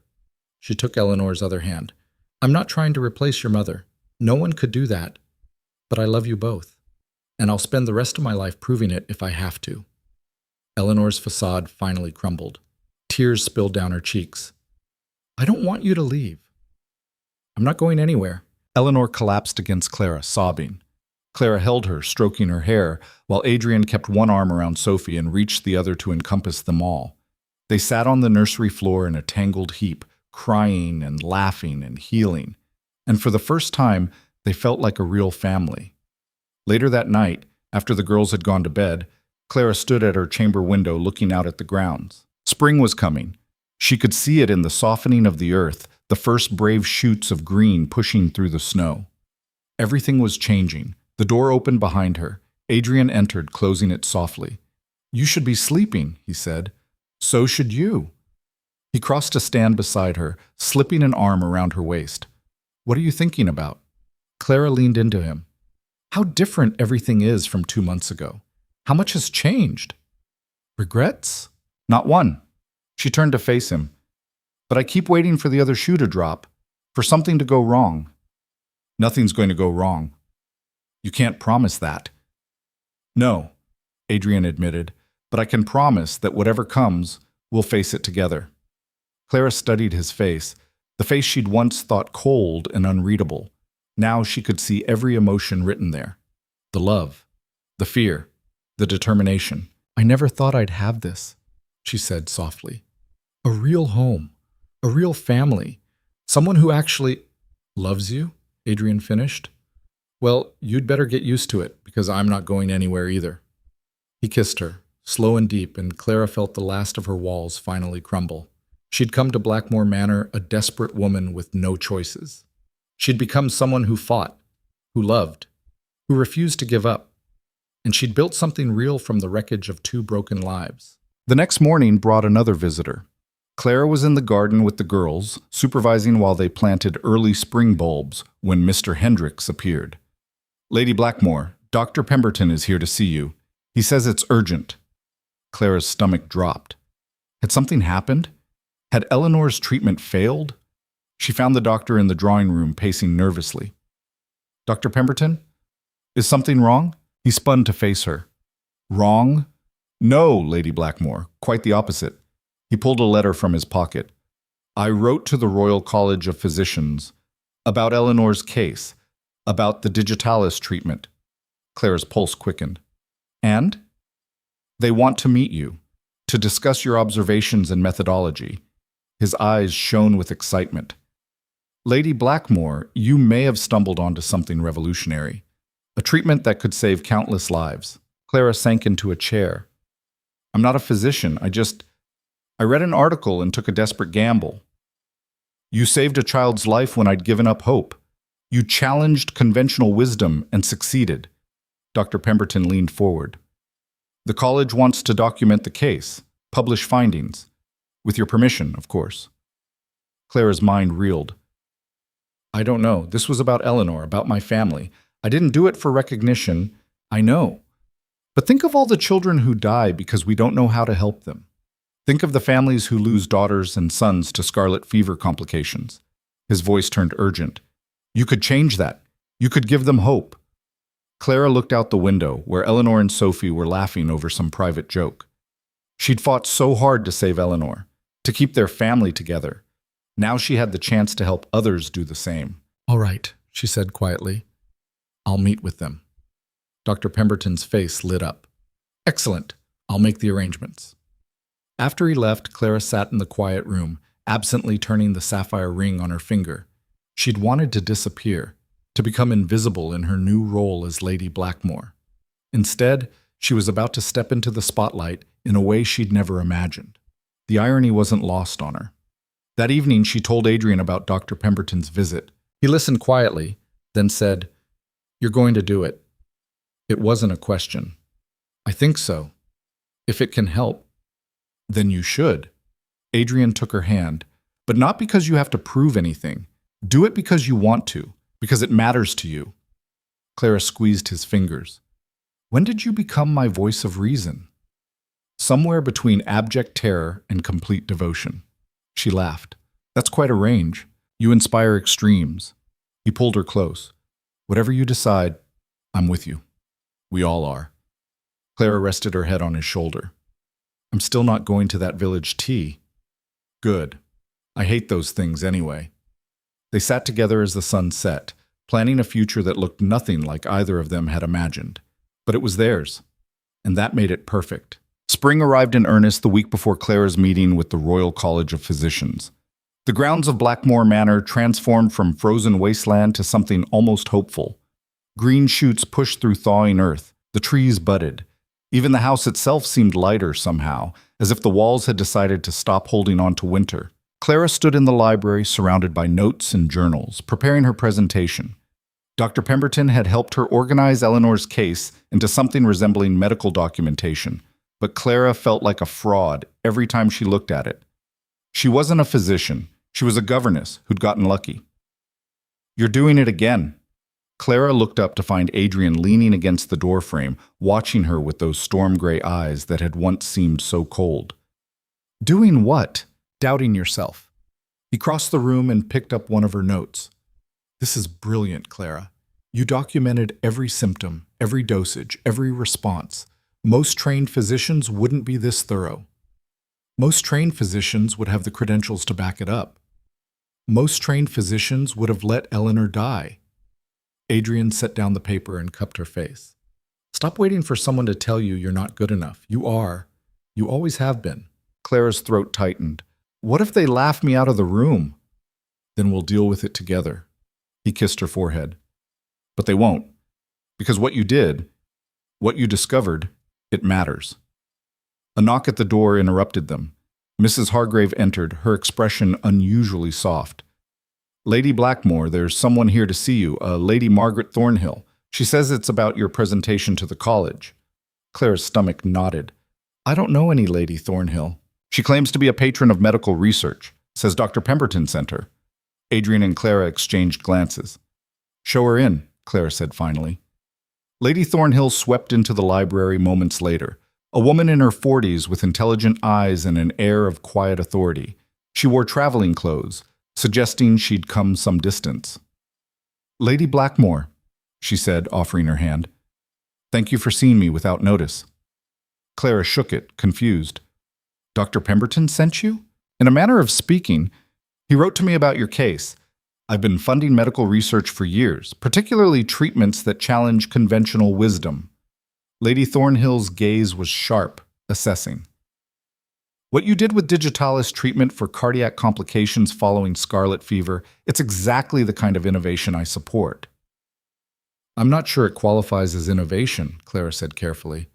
"I read about foxglove extract in a journal and took a desperate gamble. You saw a pattern others missed. You challenged a doctor's resignation to failure. You saved a child's life." Lady Thornhill pulled a folder from her bag. "I've reviewed Dr. Pemberton's notes. Your observations about dosage adjustment based on body weight. That's revolutionary thinking." Clara felt Adrian's hand settle on the small of her back, steadying her. "What exactly are you proposing?" he asked. Lady Thornhill's smile was brief. "The Royal College meeting next week will be hostile. You're a woman. No medical training. No formal education in the sciences. They'll find every reason to dismiss your findings." Clara's heart sank. "Then why bother going?" "Because I'll be there to support you, along with 3 other physicians I've convinced to review your case independently." Lady Thornhill's eyes glinted. "If we present this as a collaborative effort, your observations combined with professional medical analysis, they can't dismiss it as easily." "You'd do that? For someone you just met?" "I do it for the children who might benefit from this treatment, and because—" Lady Thornhill paused. "Because 30 years ago, I lost a daughter to scarlet fever. The doctors told me there was nothing to be done. I've spent the rest of my life making sure other mothers don't hear those same words. Claire's vision blurred. She understood that grief, had seen it in Adrian's eyes for months. I'll accept your help, she said quietly, and your advocacy. But I won't hide behind male physicians. If I present this case, I present it as myself, a woman who fought to save her daughter. Lady Thornhill's smile widened. Good. That's exactly what I was hoping you'd say. The week leading up to the presentation passed in a blur of preparation. Lady Thornhill brought 3 physicians to Blackmore Manor, all men who'd lost patients to scarlet fever complications and were desperate for better solutions. They interviewed Eleanor, examined Dr. Pemberton's records, and worked with Clara to refine her observations into something that would withstand academic scrutiny. Eleanor handled the attention with remarkable grace. She answered questions clearly, described her symptoms without flinching, and even demonstrated her current health by running up and down the manor stairs while the physicians took notes. I'm helping save other children, she told Clara one evening. Like you saved me. Clara's chest ached with pride. Sophie, not to be left out, appointed herself Clara's assistant. She organized papers, fetched tea, and generally made herself indispensable in ways that were both helpful and chaotic. Adrian watched it all with quiet wonder. Our daughters are extraordinary, he said one night as they prepared for bed. Clara smiled. They get it from their father. They get it from you. Adrian pulled her close. You taught them to fight, to question, to refuse to accept what everyone else calls inevitable. I just taught them what I learned myself. Exactly. He kissed her temple. You're building something here, Clara. A legacy. Not just for Eleanor and Sophie, but for every child who comes after. Clara wanted to believe him, but the night before the presentation, doubt crept back in. She couldn't sleep. Couldn't stop imagining all the ways this could go wrong. The Royal College dismissing her findings. Lady Thornhill's support crumbling under professional pressure. The whole effort becoming nothing but fodder for gossip. Around midnight, she gave up on sleep and went downstairs to the library. She found Eleanor there, curled up in Clara's favorite chair reading by candlelight. What are you doing awake? Clara asked gently. Eleanor looked up, guilty. Couldn't sleep. I kept thinking about tomorrow. Clara sat down beside her. Me too. Are you scared? Terrified. Eleanor considered this. You don't seem scared. You seem, brave. Being brave just means being terrified and doing it anyway. Then I guess we're both brave. Eleanor set down her book. Clara? What you said before about not replacing Mama. Did you mean it? Clara's heart clenched. Of course I meant it. Because I've been thinking. Eleanor's voice went soft. I loved Mama. I'll always love her. But she's been gone for 2 years, and I barely remember what her voice sounded like anymore. Tears welled in her eyes. Does that make me a terrible person? Oh, sweetheart, no. Clara pulled Eleanor close. It makes you human. Memories fade. That's not betrayal, it's just how grief works. But I don't want to forget her. You won't. Not completely. The important parts, the way she loved you, the way she made you feel safe, those stay. Clara stroked Eleanor's hair. And you can love her memory and still make room for new people in your heart. Love doesn't work like space in a room. It expands. Eleanor was quiet for a moment. Then, very quietly, she said, I think I love you too. Is that okay? Clara's tears finally spilled over. Yes, sweetheart, it's more than okay. They sat together in the candlelight, holding each other, while the house settled around them. And Clara felt something shift inside her chest, the final piece of her new life clicking into place. The Royal College of Physicians occupied an imposing stone building in the heart of London. Clara stood outside it the next morning, flanked by Adrian on one side and Lady Thornhill on the other. The 3 supporting physicians had gone ahead to prepare. Last chance to run, Adrian murmured. Clara squeezed his hand. Not a chance. They entered together. The presentation hall was packed. Clara had expected a small room with a few interested physicians. Instead, she found an amphitheater filled with at least 60 men, all doctors, all staring at her with varying degrees of skepticism and hostility. Her stomach dropped. Steady, Lady Thornhill whispered. They came because they're curious. That's half the battle. Clara forced herself to walk to the front of the room. Adrian took a seat in the gallery. Lady Thornhill joined the panel of supporting physicians. The chairman, a severe-looking man with white mutton chops, rapped his gavel. "We're here to review a case presented by—" He consulted his notes, his disdain obvious. "Lady Clara Blackmore. A treatment for cardiac complications following scarlet fever, utilizing digitalis. Lady Blackmore, you have 30 minutes. Clara's hand shook as she opened her folder. 30 minutes to prove she wasn't a fraud. She began. At first, her voice wavered. She stumbled over technical terms, second-guessed her observations. The audience shifted restlessly. Then she looked up and found Adrian's eyes. He nodded, just once. Clara took a breath and started over. "My stepdaughter was dying," she said clearly. "The doctors had given up. Standard treatments had failed. I had two choices. Watch her die, or try something desperate." The room went quiet. Clara continued, her voice growing stronger. She described Eleanor's symptoms in detail. The fever that wouldn't break. The cardiac arrhythmia. The blue-tinged lips and labored breathing. She walked them through her research. The journal article about digitalis for dropsy. The leap of logic that suggested it might help Eleanor's struggling heart. She documented the dosing adjustments. The immediate response. The sustained recovery. And she didn't hide behind medical jargon or false modesty. She presented her observations as what they were, a desperate mother's refusal to accept the inevitable. When she finished, the room was silent. Then a physician in the third row stood. "Lady Blackmore, your observations are fascinating, but they're also dangerous. Digitalis is highly toxic. You could have killed the child." "I could have," Clara agreed. "But doing nothing would have killed her for certain. I chose risk over resignation." Another physician stood. "You have no medical training, no formal education. How can we trust your dosing calculations?" "Because I documented everything meticulously. Every dose, every response, every adjustment. The data speaks for itself." Clara met his gaze steadily. "And because my daughter is alive and thriving. That's not luck. That's evidence." A third physician, older than the others, stood slowly. "I lost a granddaughter to scarlet fever complications 5 years ago. Her heart failed exactly as you described." His voice was rough with emotion. "If this treatment works, if it can be replicated, how many children might we save?" Claire's throat tightened. "I don't know, but isn't it worth finding out?" Murmurs rippled through the room. The chairman rapped his gavel again. "We'll take questions from the supporting panel." Lady Thornhill's 3 physicians stood, one by one, and presented their independent analyses of Eleanor's case. They confirmed Clara's observations, validated her dosing calculations, and proposed a formal study to test the treatment on other patients. The hostile atmosphere began to shift.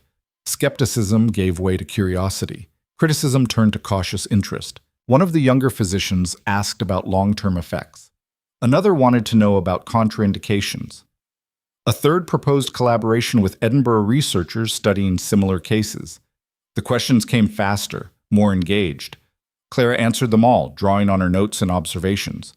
When she didn't know something, she admitted it honestly, but she also proposed ways to find out.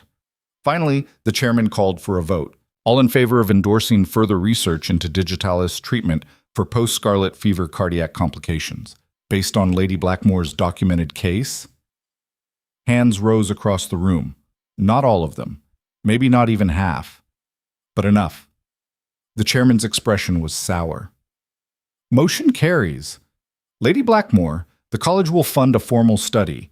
You'll be credited as the originating researcher." Claire's knees nearly gave out. She'd done it. Not perfectly, not universally, but enough to matter. Adrian was waiting outside the hall when she emerged, Sophie and Eleanor beside him. They'd insisted on coming to London, despite Clara's protests. Sophie launched herself at Clara. "Did you win?" "I don't know if win is the right word," Clara said, but she was smiling. "But they're going to study the treatment. They're going to try to help other children." Eleanor's eyes shone. "Because of you. Because of all of us." Clara pulled both girls close. "You were brave enough to let them examine you, to talk about what happened. That mattered." Adrian wrapped his arms around all 3 of them. "I'm so proud of you," he murmured against Clara's hair. Lady Thornhill appeared, looking satisfied. "Well done, Lady Blackmore. You handled yourself beautifully." I couldn't have done it without your support. Perhaps, but you're the one who stood up there and fought. Lady Thornhill handed Clara a card. When you're ready to publish your findings formally, contact my solicitor. I'll fund the publication and distribution to every hospital in England.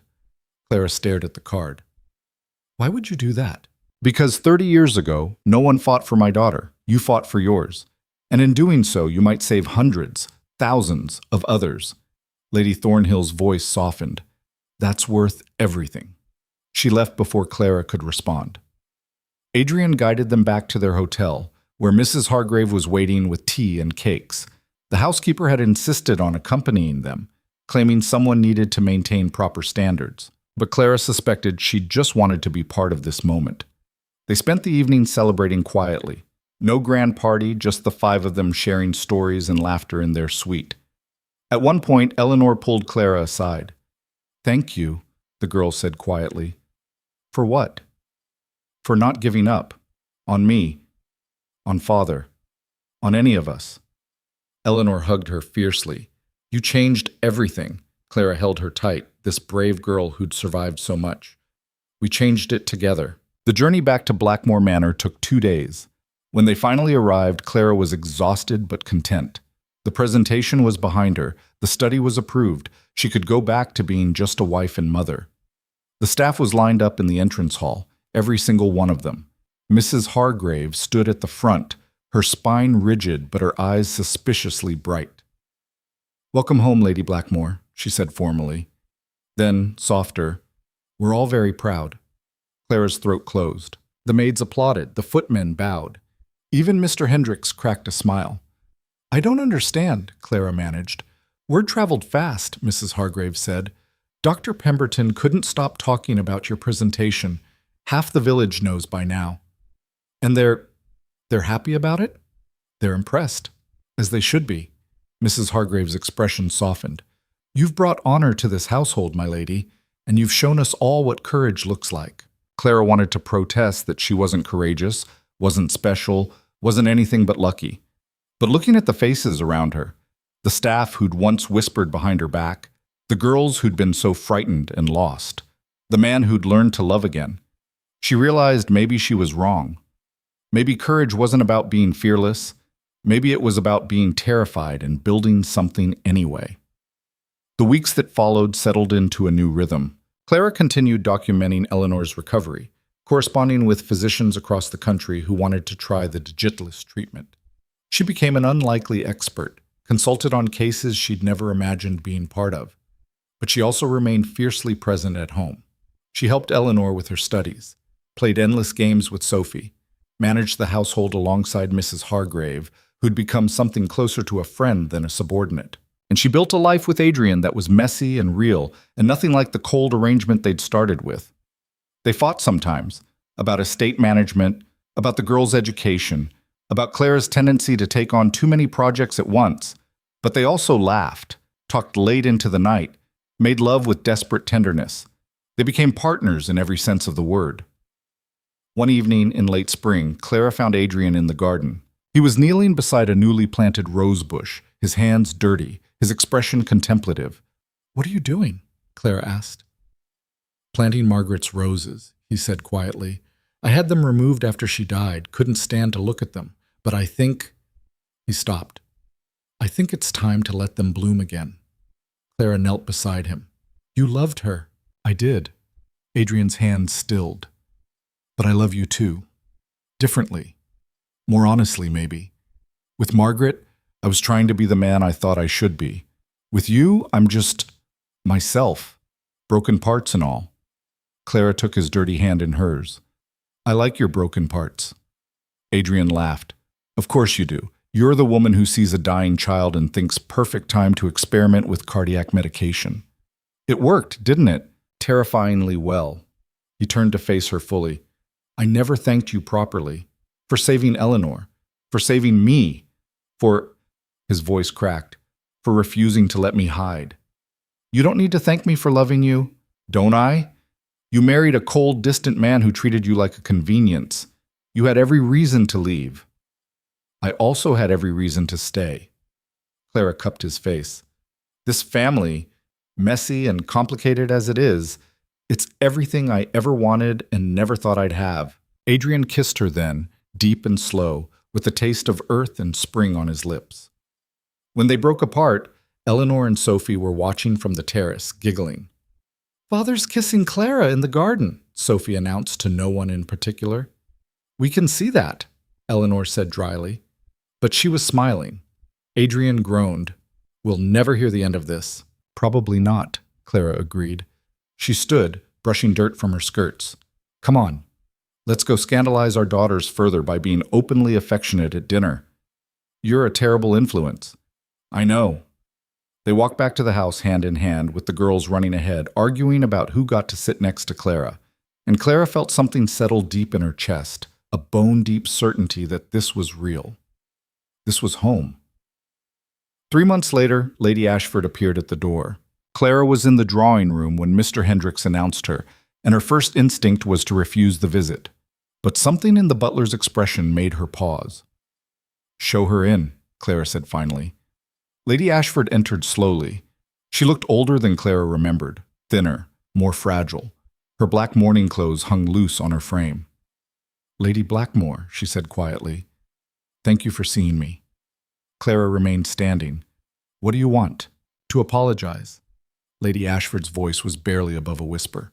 "For the custody battle. For the threats. For—" She stopped. "For everything." Clara's jaw tightened. "Why now?" "I heard about your presentation, about the treatment you developed." Lady Ashford's hands twisted together. "I heard you saved Eleanor's life when the doctors had given up. And I realized—" Her voice broke. "I realized you gave her what I couldn't give Margaret, a chance." Clara's anger wavered. "Lady Ashford!" "I've spent 2 years blaming Adrian for Margaret's death, blaming myself, blaming everyone except the disease that actually killed her." Lady Ashford's eyes were wet. "But watching you fight for Eleanor, refusing to accept the inevitable, it made me understand that sometimes there are no villains, just tragedy." Clara sat down slowly. "What do you want from me?" "Nothing. I don't deserve anything from you." Lady Ashford reached into her bag and pulled out a small leather journal. "This was Margaret's, her actual diary. I want you to have it." Clara's breath caught. The diary she'd lied about to drive Lady Ashford away. "Why?" "Because you were right. Margaret did want an heir. She wrote about it constantly. How much she wanted to give Adrian a son. How excited she was despite the risks." Lady Ashford's voice cracked. "I couldn't accept that for years. Couldn't accept that her death was a choice she made, not something Adrian forced on her." She set the diary on the table between them. "I'm not asking for forgiveness," Lady Ashford continued. "I just wanted you to know that I was wrong. About you, about Adrian, about what those girls needed." She stood. "You're a better mother to them than I could ever be. And Margaret, I think she'd be grateful." She left before Clara could respond. Clara sat alone with the diary, her hands shaking. She could open it, read Margaret's actual words, finally understand the woman whose shadow she'd been living in. Or she could let the past stay buried. After a long moment, Clara stood and carried the diary to Adrian's study. He looked up when she entered. "Everything all right?" "Lady Ashford was here." Clara set the diary on his desk. "She brought this. Margaret's diary." Adrian's face went pale. "Clara, I haven't read it. I won't, but I thought you should have it, if you want."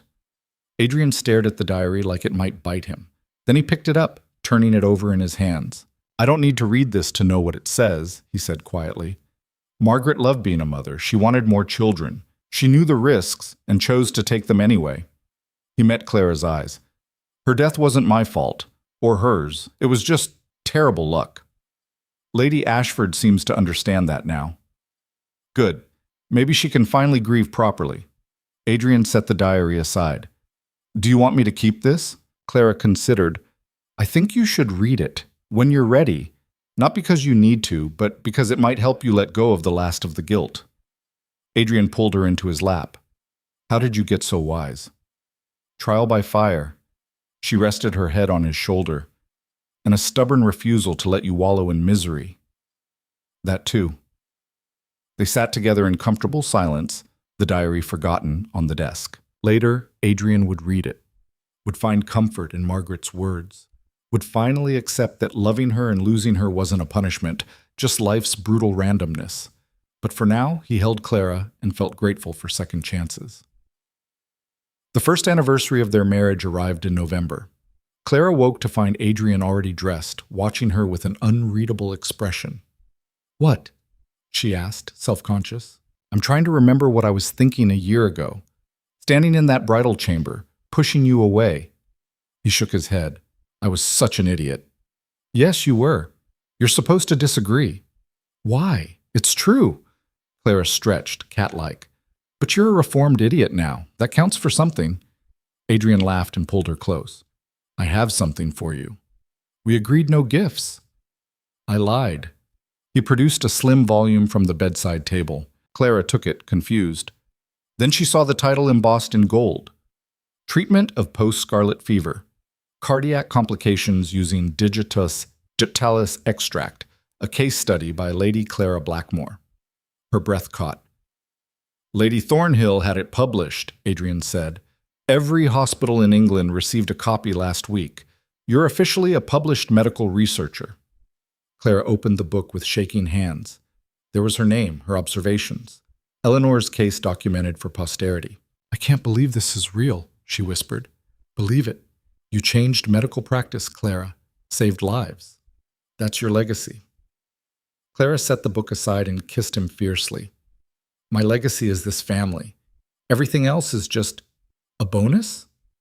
A really extraordinary bonus."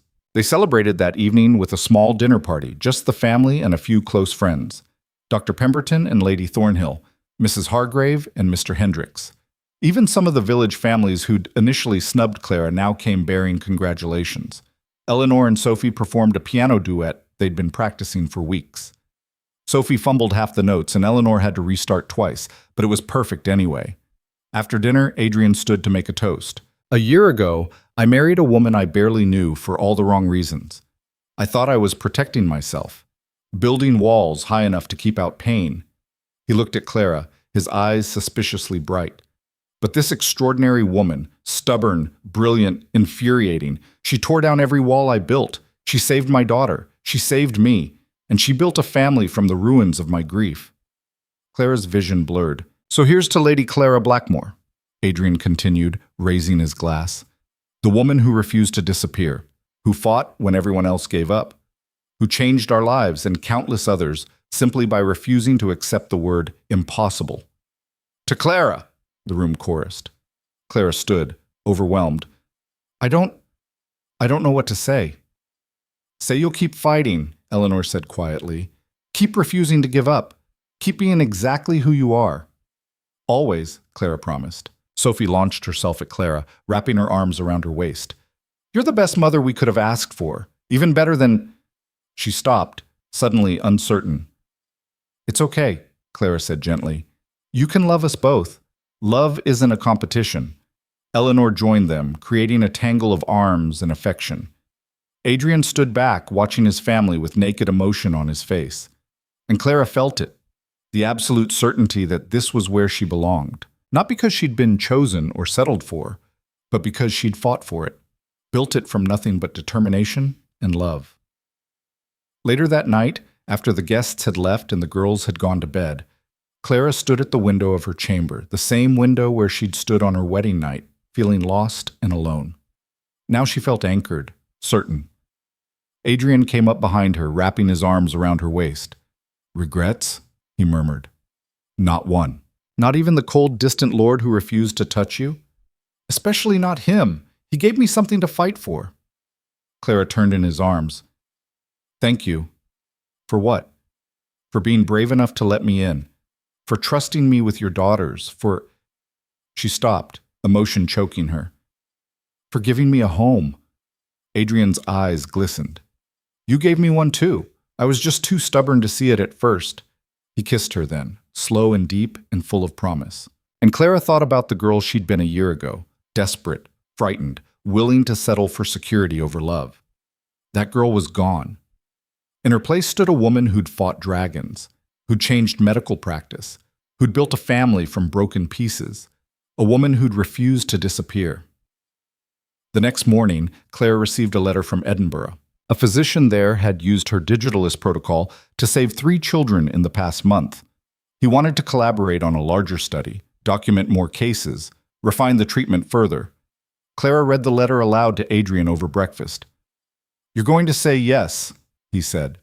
It wasn't a question. "If I can do it from here, I won't leave the girls." "I know. We'll make it work. Set up a proper study room in the East Wing. Hire an assistant if you need one."